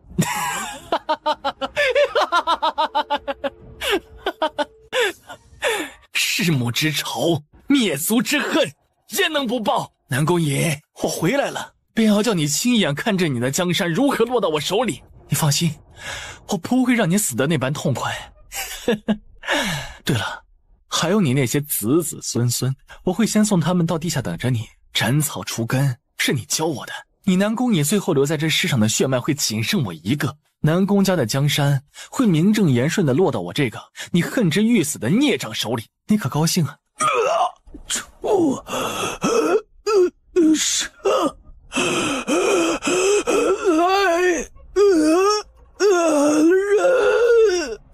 姚大总管，你对皇上素来忠心耿耿，身先士卒，皇上不日就要并天，身为贴身内侍，先下去替他打点打点，恭迎皇上鬼破吧。魏都尉，是二皇子，饶命！少主，姚平，你在这里替我好好侍奉皇上。是。我们不是活人，你们就算知道了又如何？今日你们5个谁都别想活着离开锁焰楼。老身告诉你们，毒不侵那个怪物在我面前永远都别想翻身。是吗？那我们就看看最后翻不了身的是谁。嗖，本应该在战圈里的剑魂却不见了。剑魂啊，你做什么？你是如何把人变没的？你在干什么？你给我胎儿吃了什么？为谋生计，将我毒爷爷卖入毒王谷当药人，换30两银。毒王谷药人每年里100人难活其一，我毒爷爷的命在你面里便只值30两。乌家人心肠比之狼狗如何？乌合泰10数年私塾花用应考，尽靠我毒爷爷供给，考举落榜转而从商。软硬兼施，欲让我毒爷爷为你们炼药，想以毒王谷走狗，供权贵使唤，为你乌家证明揽事。我毒爷爷第一次拒绝你们，转头就被你们卖了，整个毒王谷覆灭，仅他一人逃出升天。这等心肠又是如何？跟我理论蛇蝎之心，你们也配？你给我吃的是什么药？毒不侵又给你们吃了什么药？我乌家跟他就算有仇怨，那也是我跟他之间的事情，几时轮得着你们这些外人替他出头？你之前不是问过我所求是为什么吗？我来是想告诉你们一句话，毒不侵他有人疼，莫欺他。当年毒爷爷没有杀你们，今日我也不杀你们。乌合泰一粒疯魔伴你余生，我要你跟你娘亲亲眼看着，惜我毒爷爷得来的望族巫氏怎么被打回原形。乌合泰呢？剑魂呢？把剑魂交出来！我说的是真的，剑魂不见了，凭空消失了，就是刚才那几人，是那个苏九尼抢走的。还睁着眼睛说瞎话呢！我等来时跟他们打了几个照面，可没看到剑魂的身影。来人，给我搜！掘地3尺，也要把剑魂搜出来，把乌合泰扣在手里，不怕剑魂造反。传本王的话，今日起，我龙渊国再不参与乌家任何盛事。来人，把乌子谦、乌子仲抓起来带走。什么时候剑魂找出来了，什么时候再跟我西陵赎人。我真的中了毒，剑魂是那个叫苏九尼的女娃弄走了。乌合泰，我给你2日时间，2日内你要是不将剑魂交出来，整个乌家都别想好过。我们走。可惜了，乌家一直为善，乌岛主也是个重情重义之人，结果全家最后惹来这般祸事。唉，最可恨的是那个毒不侵那个白眼狼，好端端的提他做什么？你们还期望他有良心？乌岛主，您没什么事吧？买回去让毒不侵炼制一些药丸，他炼药已是功夫上乘，做出来的药便是普通的也能卖上高价，亏不了。娘，快拿银子来，我要买药材。此前把毒不侵卖到药王谷，不是得了30两银子吗？怎么会没钱啊？我都与你说了。乌岛主，其实你家也不亏，你看，独不清现在不是出头了吗？他在毒王谷混得风生水起。呸！什么飞黄腾达？别跟我提那个见不得人的丑东西，他倒是出头了。我们一家不还在熬苦日子吗？凭他一瓶好药就能卖个10两20两，每个月却只给我们3、5两银钱家用，当打发叫花子呢。胎儿，住口！你在胡说八道什么？断刀叔叔，魏离，好家伙，真是说人人道啊！哎，你们怎么知道我们来了？好久不见，你们几个刚到京外码头，我便收到消息，把手里的事务交代下去，便去找断刀叔叔碰头，就等着你们来了。望阙楼消息灵通，长东叔叔没递信给你们，告知你们我在东市有住宅，来了长京不去我那儿，倒先来茶楼喝茶闲聊了。嗨，这不是进城的时候被那些流言给吓着了？魏离，你真的把什么王爷府的满门都给灭了？师兄师姐们可是觉得我太狠了？看我做什么？你杀的又不是我。两家王府幼子被送走了，以后会以普通百姓的身份活着，只不过在世人眼中他们已经死了。啊，送走了？魏离，你不怕日后那些孩子也回来报仇吗？他们若是有本事便来，成王败寇罢了，我未怕过。祸不及质子，我要让自己变成洪德那样的人。师弟，放心吧，他日若有人把你干倒了，师兄会来救你的。什么干倒不干倒？粗俗！阿离，他日你若落魄，师兄定当救济于你，此为后路。来，干了！断刀叔叔，您在长京这么多年都做啥了？明面上干啥买卖啊？明面上做香料买卖，生意糊涂，勉强糊口。私下里，这些年将散落各处的昔日部下给找了回来，等待机会，为我袁家昭雪平反。有朝一日魏离登顶，以帝王之尊替袁家翻案。长京的事没那么快消停，接下来才是魏离夺权的关键时刻。我接下来的一段时日，恐怕不能陪你们。你们在京中行事依旧要小心，大约有魏离在，你们在国境内行走应该已无危险。但是9国通缉令还没撤销，皇城之大，躲藏无数探子细作，免得你们行踪泄露，被人算计。断刀叔叔，本王八呢？就是那个八王爷，听说啊，他是洪德的贵客。这次毒王谷赛事，他本该到场，却迟迟没有出现。我们猜是魏离把他给绊住了。原来是那个八王，他头骨已经被长乐公主拿来做香炉了。公主如此凶残，当日阿离将他抓住，画了他的画像，让望阙楼帮忙调查。正好昨日得来回音，结果不尽人意，仅查到源头在归一阁，再想往深了查，便怎么都得不到线索了。归一阁？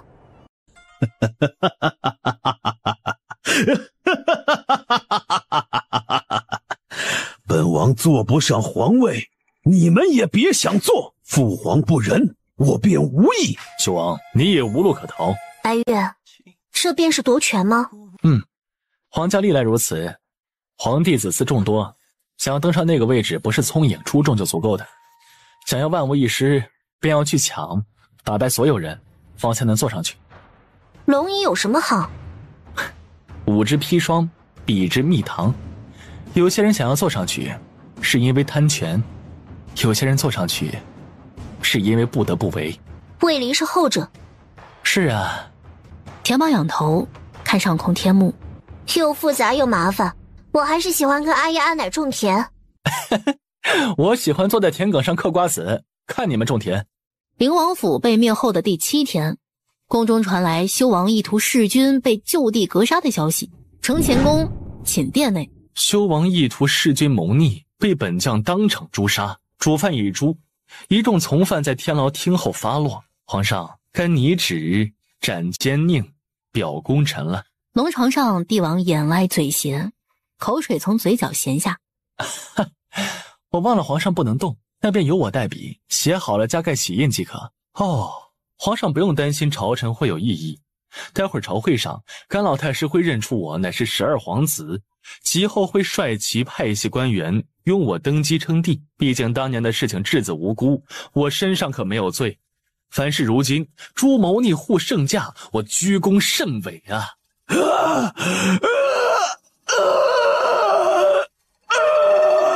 4月中，皇上下旨昭告天下，以皇后崔氏、德妃及其母族冯家为首的一众逆党于东市菜市口行斩首之刑，以正视听。上骑都尉魏离捉逆党护圣驾有功，擢升为提督巡抚武营统领，从1品。不一样，我拳头大。哎，明知道田宝不会聊天，你们偏要跟他搭话，活该！你们一个个吃瘪。难得聚一次，好久没跟你们切磋了，打一场。大师姐其实很好哄，只要让她揍一顿，她便开心了。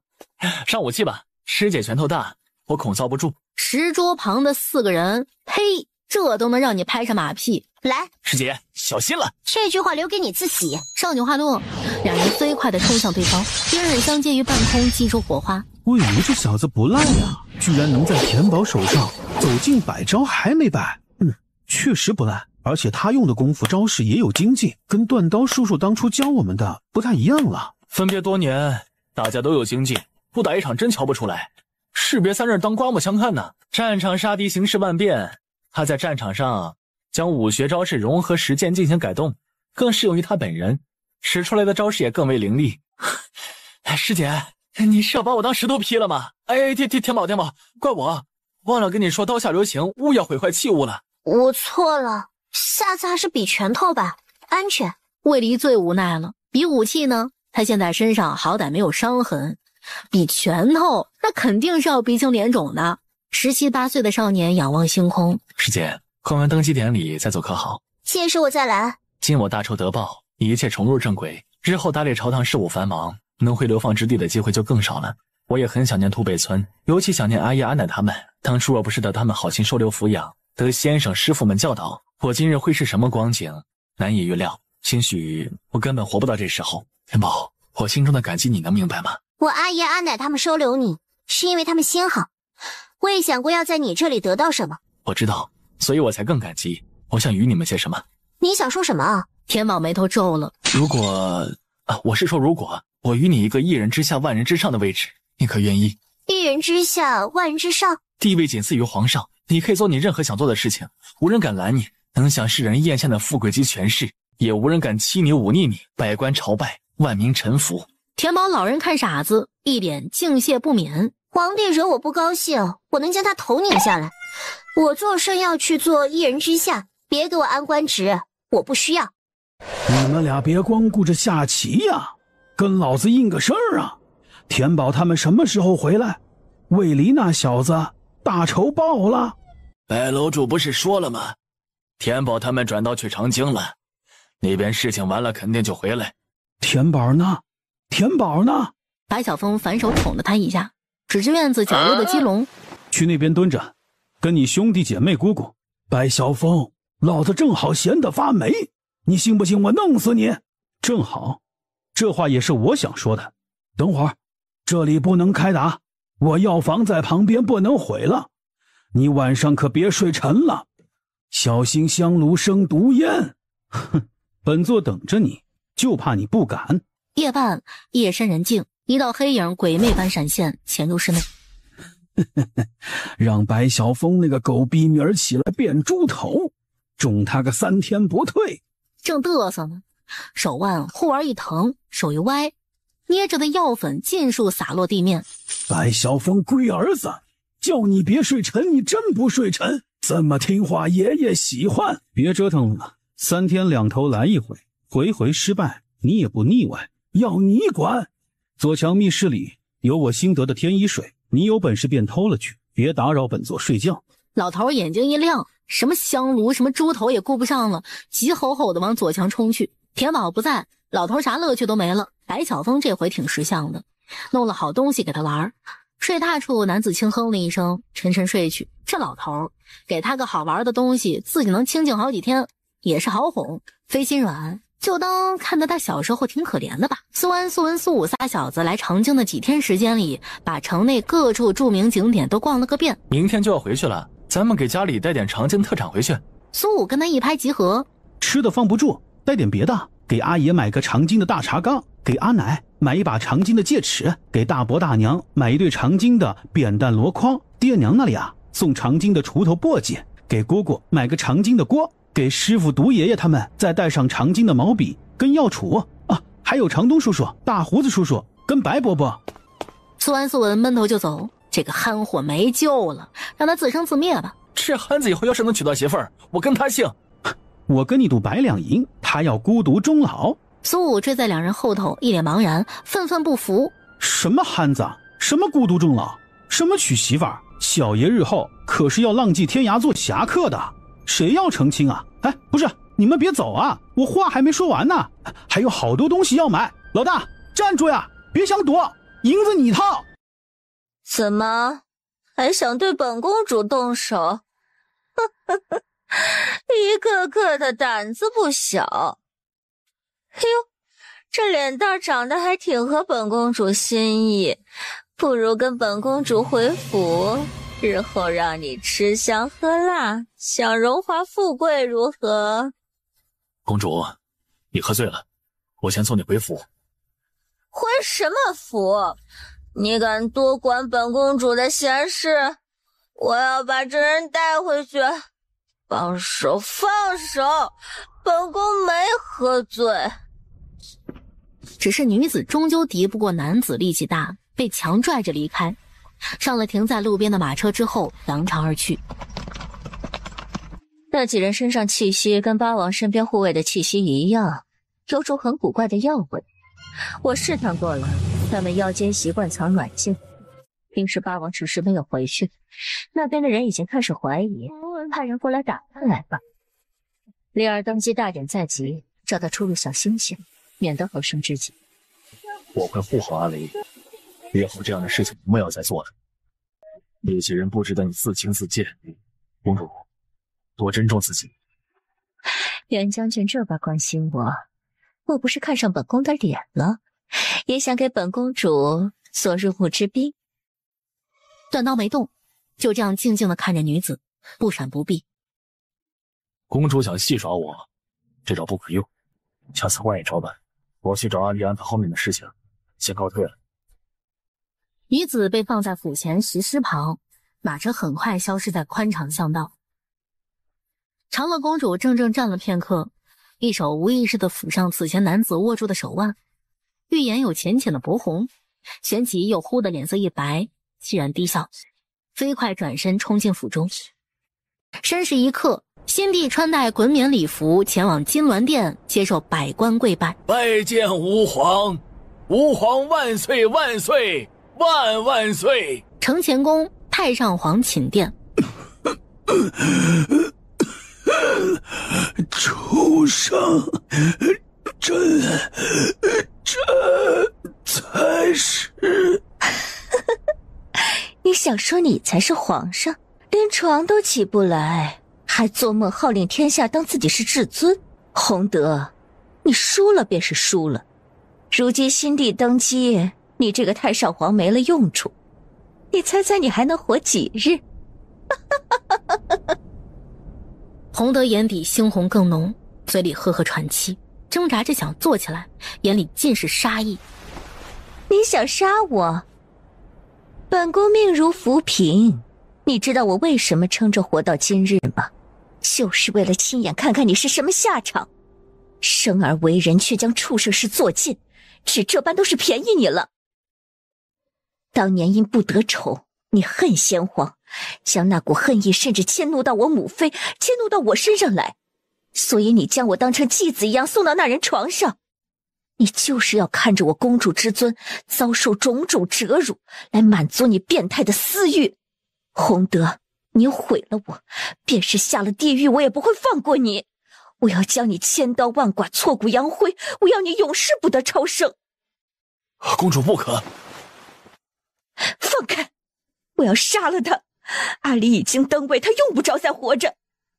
断刀抿唇，眸色漆黑，将女子颤抖身躯揽入怀中。他不值得你脏了手。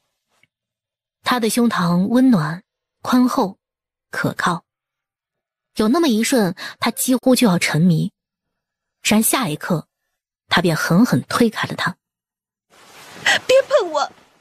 没了前置，长乐头也不回地离开承乾宫，背对男子，眼里是无尽的痛楚，泪雨滂沱。脏，是啊，脏。他不知道他有多脏。任将军，受封即将开始，该去金銮殿前听令了。他伸手扣住洪德脖颈。袁瑶，你不能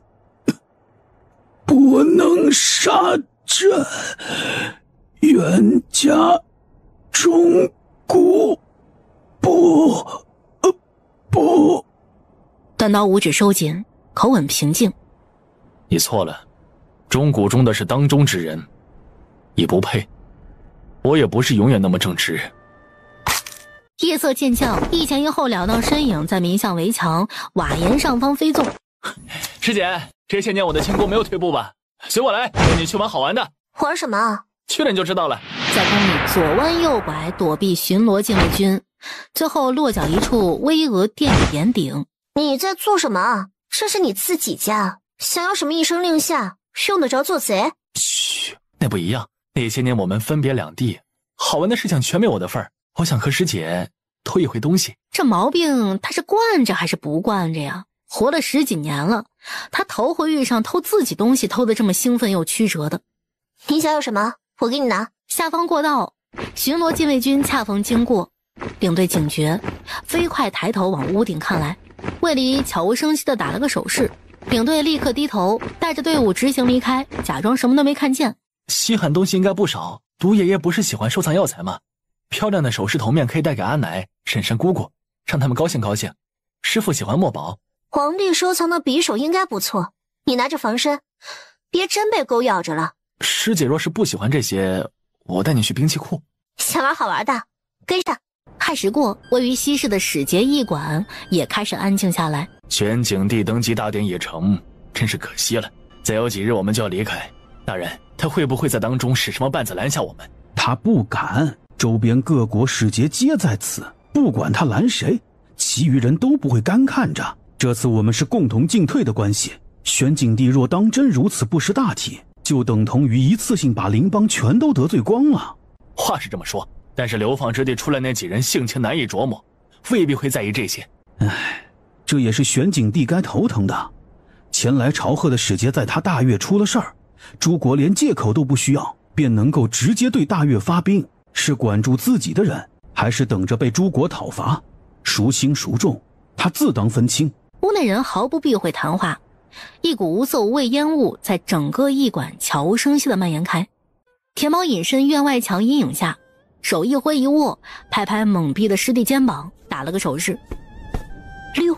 卫离真的是全程懵，他以为是，结果是来杀人越货的。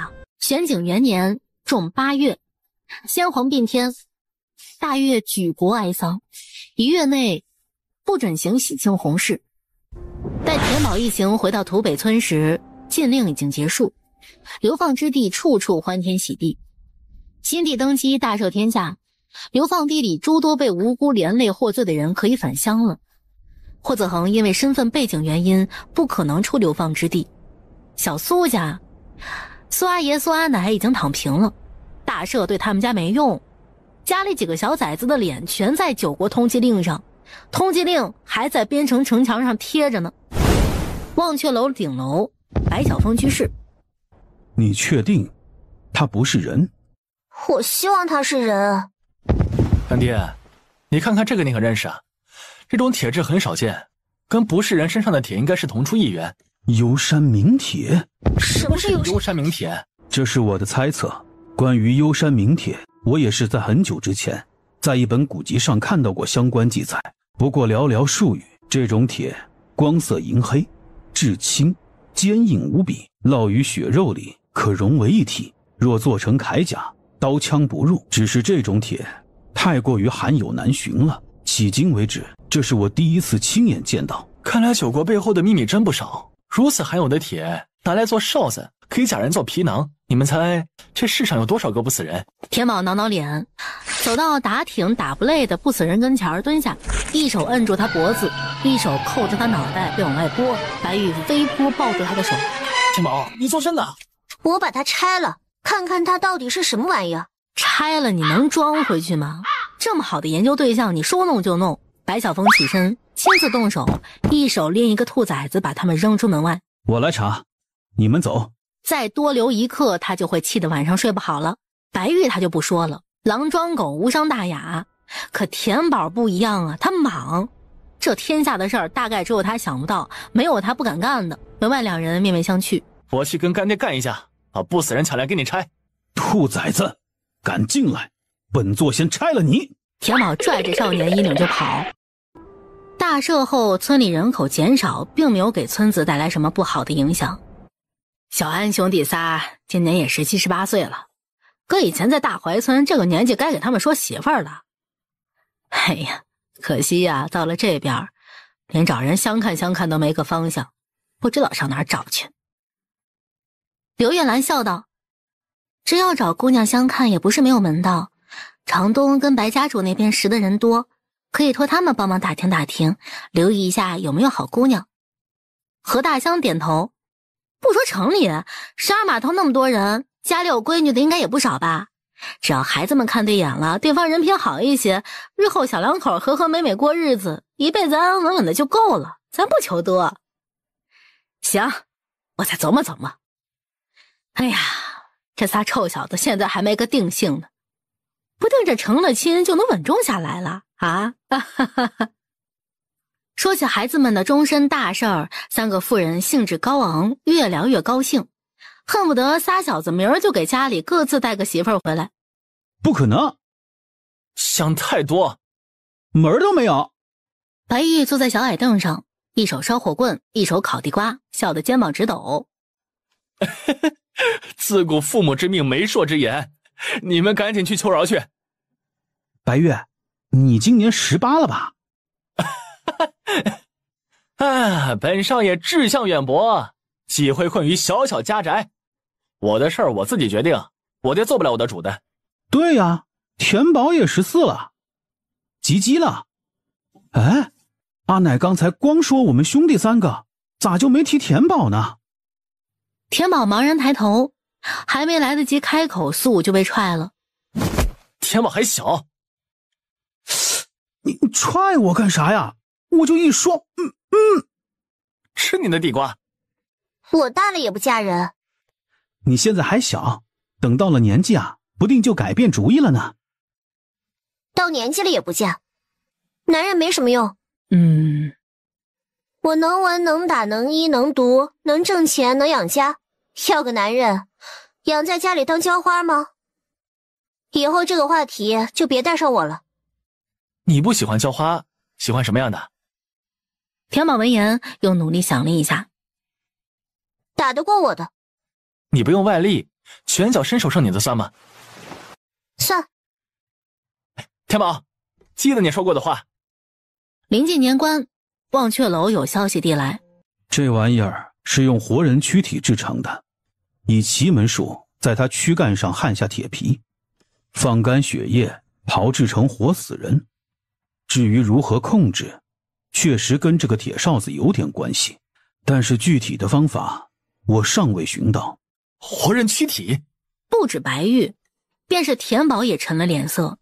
前世那些被尘封起来的记忆，因这4个字一股脑的从脑海深处涌了出来，那种被扎针抽髓的痛苦，玻璃房子里充斥的药水味道，让他胃部翻腾。田宝，你怎么了？哪里不舒服？田宝摇摇头，将那股难受强压下去。干爹，什么奇门术要炮制活人？他不是什么都不懂的年纪了。奇门术遁甲成兵，这门秘术最盛时，上可知天文，下可晓山河，中可定人间凶吉，更有可撒豆成兵之说。只是时间更远，已不可考，流传至今，很多相关秘术已经失传了，只剩下奇门机关和阵法为人所知。他摩挲手中铁哨，眼里流光晦暗。用活人炮制骑兵，因为太过残忍，惨无人道，为术者所不齿，亦是奇门禁术。没想到竟然还有人在用。田宝蜷起发冷的指尖，看向还在打挺的不死人，看着他，如同看到当初的自己。对不起。挣扎的人蓦然停下，头颅抬起，那双木然的眼珠缓慢移动，最后定在少年脸上。他听得懂，就像当年他也听得懂，可是他熬了那么多年，没等到任何人跟他说一句抱歉。干爹，我想放了他。你想便放吧。这些年，身边的长辈亲朋们对他从来都是这般无条件的纵容。你退后，不死人没有束缚便会伤人，你顶不住。顶不顶得住，试过才知道。12月的风凛寒，刮过场边兵器架时发出刺耳吓人的狰音。场中白衣身影手持软剑如金凤游龙，招式干净利落，剑锋凌厉霸道，对力量的控制几近完美。雪花悄无声息地落下，纷纷扬扬，绵绵密密。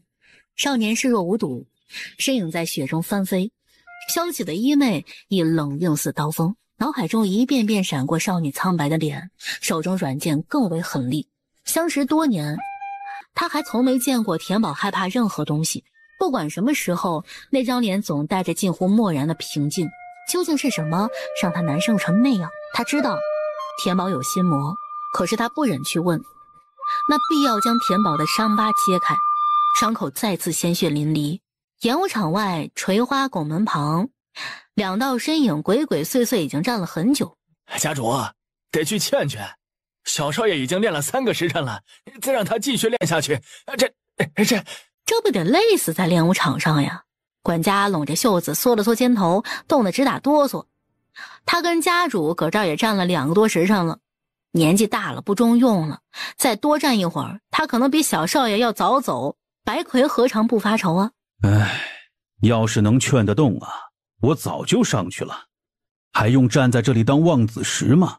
这么多年，你又不是不知道，玉儿何时听过我的话呀？唉，只有老子听儿子话的份。管家，去地窖把那坛少爷收藏的酒酿拿出来。儿子，练了这么久，过来歇会儿。我把你藏在地窖的酒酿拿来了，你喜欢喝这种甜滋滋的东西，爹今儿啊沾沾你的光，跟你一块品一品。白魁走到兵器架后面的台阶，将台阶上的碎雪随意扫落，坐下。怎么会喜欢喝这种东西啊？白玉不语，接过酒坛也小小抿了一口。爹，你喜欢娘吗？废话，不喜欢哪来的你呀？娘当初走的时候，你是不是很难过？白魁怔了一下，自然难过。他伸手探向少年额间，没烧啊，怎的说胡话了呀？儿子，你以前可从来不跟爹聊这些啊。我让人烧了热水，你赶紧回房间泡个热水澡，再吹一会儿风啊，衣裳都要结冰了。这坛酒酿你开的，慢慢品，记得喝完。你老子不过少问一句，你就开始坑爹了。少年提剑走了，回到练武场继续饮风吞雪。白魁抱着大半坛酒酿望天，哎，他说什么来着？劝不动。白家只有老子听儿子话的份儿。风再冷不想逃，花再美也不想要。天宝姐姐，这次就带上我一块儿去嘛，好不好？毒老头都能一块儿去，为什么我不能？你不在家，你知不知道我一个人多孤单啊？没人玩，没人陪，没人疼，就是冬天菜园里上霜打蔫的大白菜呀。堂屋火盆子旁，小麦穗照着自己是个女娃，赖在少女身上撒娇打滚。苏武捂着耳朵痛苦不堪。小麦穗，求求你，借几步说话，你上门口嚷嚷去成吗？把刚才的话重复一遍，尤其是最后一句，让师傅师娘听一听。这种阴杀功简直杀人于无形啊！我的个亲娘嘞！等我能一根手指头揍你，我就上门口嚷嚷。孙女刚回来没待几个月，转头又要出远门了。除夕夜晚饭格外人齐，苏霍两家并到一处吃。苏安请来了干爹大胡子，田宝请来了干爹白小峰，白玉带着亲爹大摇大摆的来凑脚。独不亲不爱跟那些奸货混一块儿，硬凑到孩子们这边来。吃口菜抖肩笑两声，吃口菜抖肩笑两声的。毒老头，你不会在那桌下毒了吧？小麦穗第一个怀疑，气得老头吹胡子瞪眼。哼，这种喜庆的日子，爷爷是干那种事儿扫兴的人吗？过完年咱们就要出发了。白晓峰那龟儿子生怕我不去，见着就叮嘱一次。哎呀呀，知道爷爷的重要了吧？你们没我老头就不行。是，我们没你不行。一句话捧得老头尾巴快翘上天了。哦，对了，小安子他干爹估摸着也一块儿去，我不小心听了个墙角，大胡子好像有些怪怪的，他好像不喜欢幽山那个地方，就跟我老头子不喜欢。来，吃饭，吃完了咱们扔鞭炮去。田宝知道，独爷爷说的就是跟他不喜欢空留岛一样，大胡子叔叔跟幽山也许有什么渊源。白玉数了数苏安，逼问：你跟大胡子叔叔最亲近，可有听他提到过幽山，或者提过以前的事情？没有。干爹从来不跟他提以前身世来历等等，从未说过。幽山吗？大岳皇宫御花园。天宝他们这时候应该差不多进入龙岩南境了，那边传来消息，路途顺利，没出现什么骚乱。不过暗地里盯着他们的人不算少，各方势力都有，只是没有把握，所以不敢出手。有天宝在，吃不了亏，就是多了个毒老头，别人不怎么太平。这话顿时引来几人闷笑。天宝他们那边无大事，反倒是我们这边，皇上须得多加小心提防。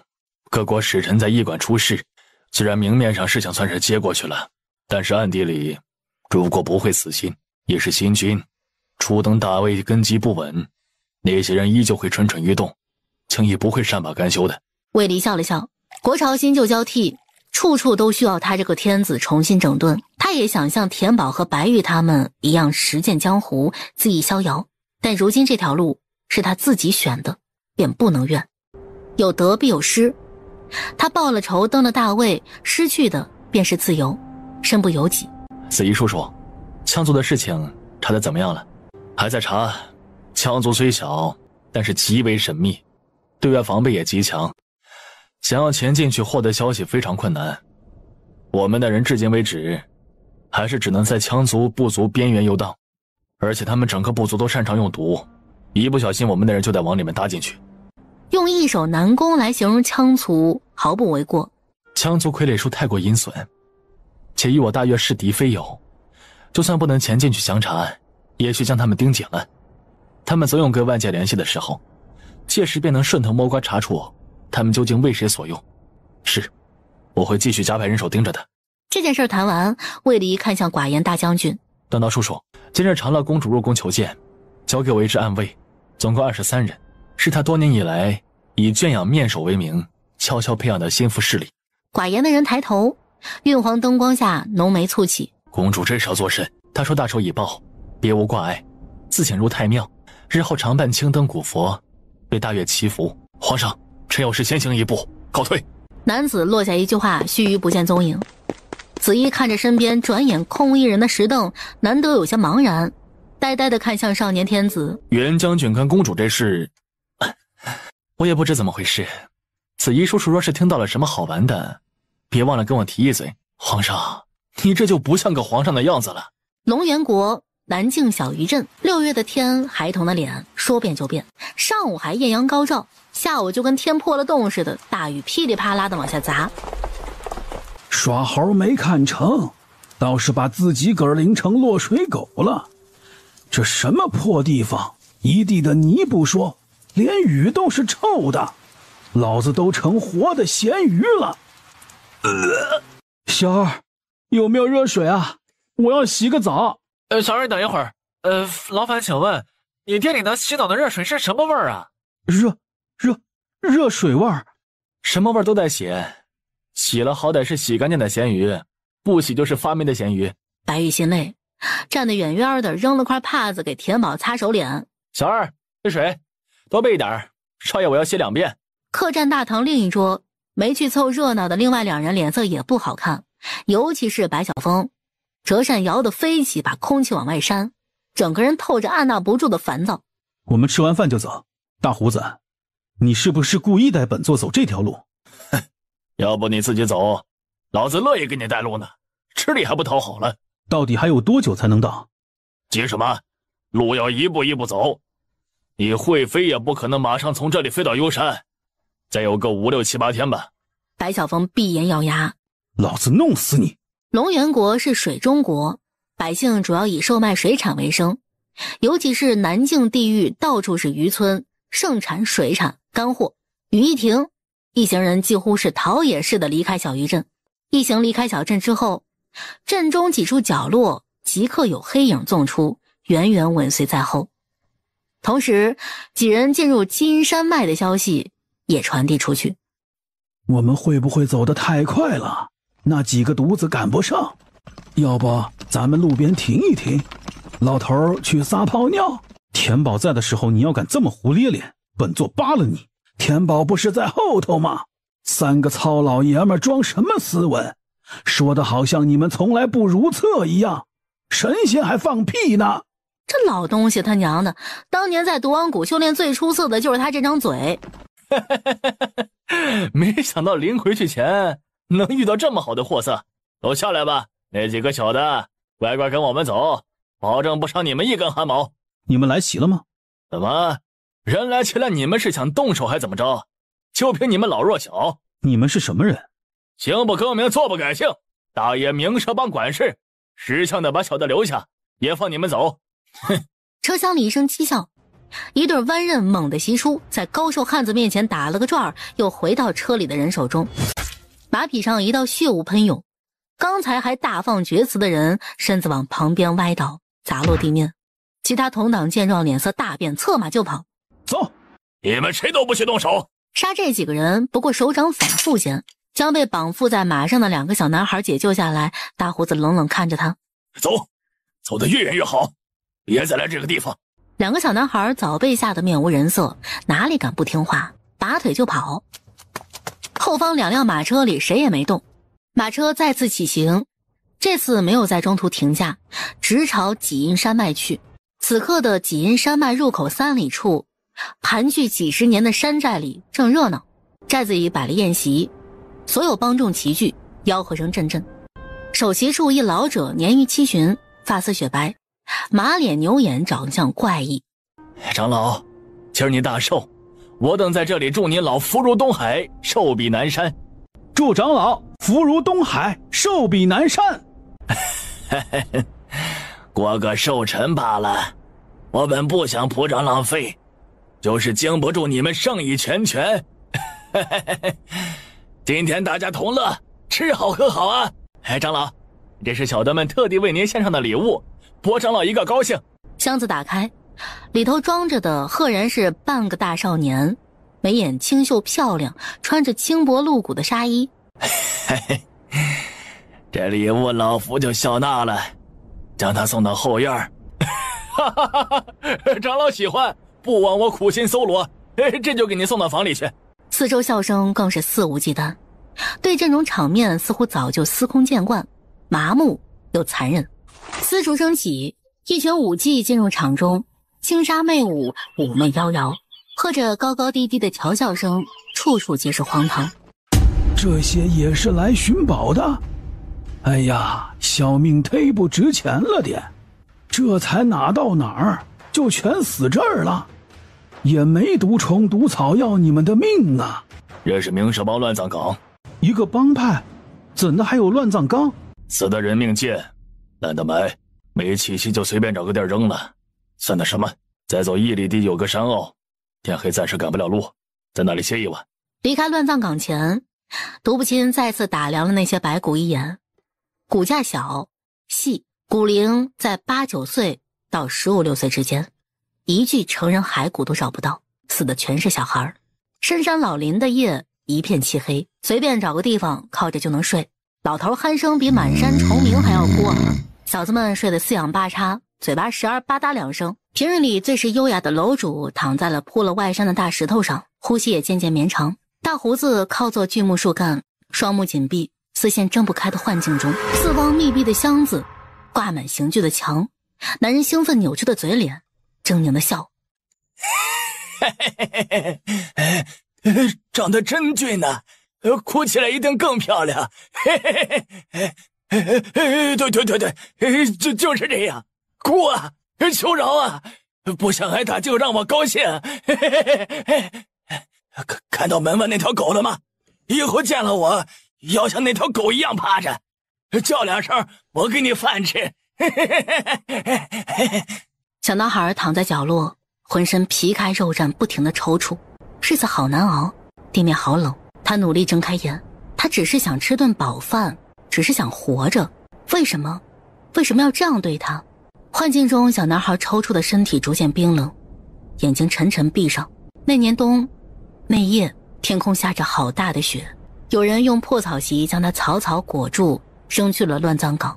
草席散开，露出裹在里头的人，血气斑斑，枯瘦如柴。男人紧闭的双目豁地睁开，大口大口的喘息，眼睛猩红如血，恨意浓稠如实质。那段犹如活在炼狱般不堪的过往，埋藏着他的恨意，也埋藏着他的惧意。可重新踏足这里，才发现他根本就从未忘掉。白晓峰说对了，此事成了他心头业障，若不解决，他一辈子都会被心魔折磨。大胡子缓缓站起身，举步朝远处灯火明亮处走去，步子越来越快，最后轻功飞纵。山坳里少了一人，大石头上睡姿优美的男子睁开双眸，老头震天的鼾声也消失了。小子们一咕噜翻身坐起，田宝从树枝上跳下，黑暗中几人视线精准对上，其后一言不发，默契十足，循着大胡子踪迹跟去。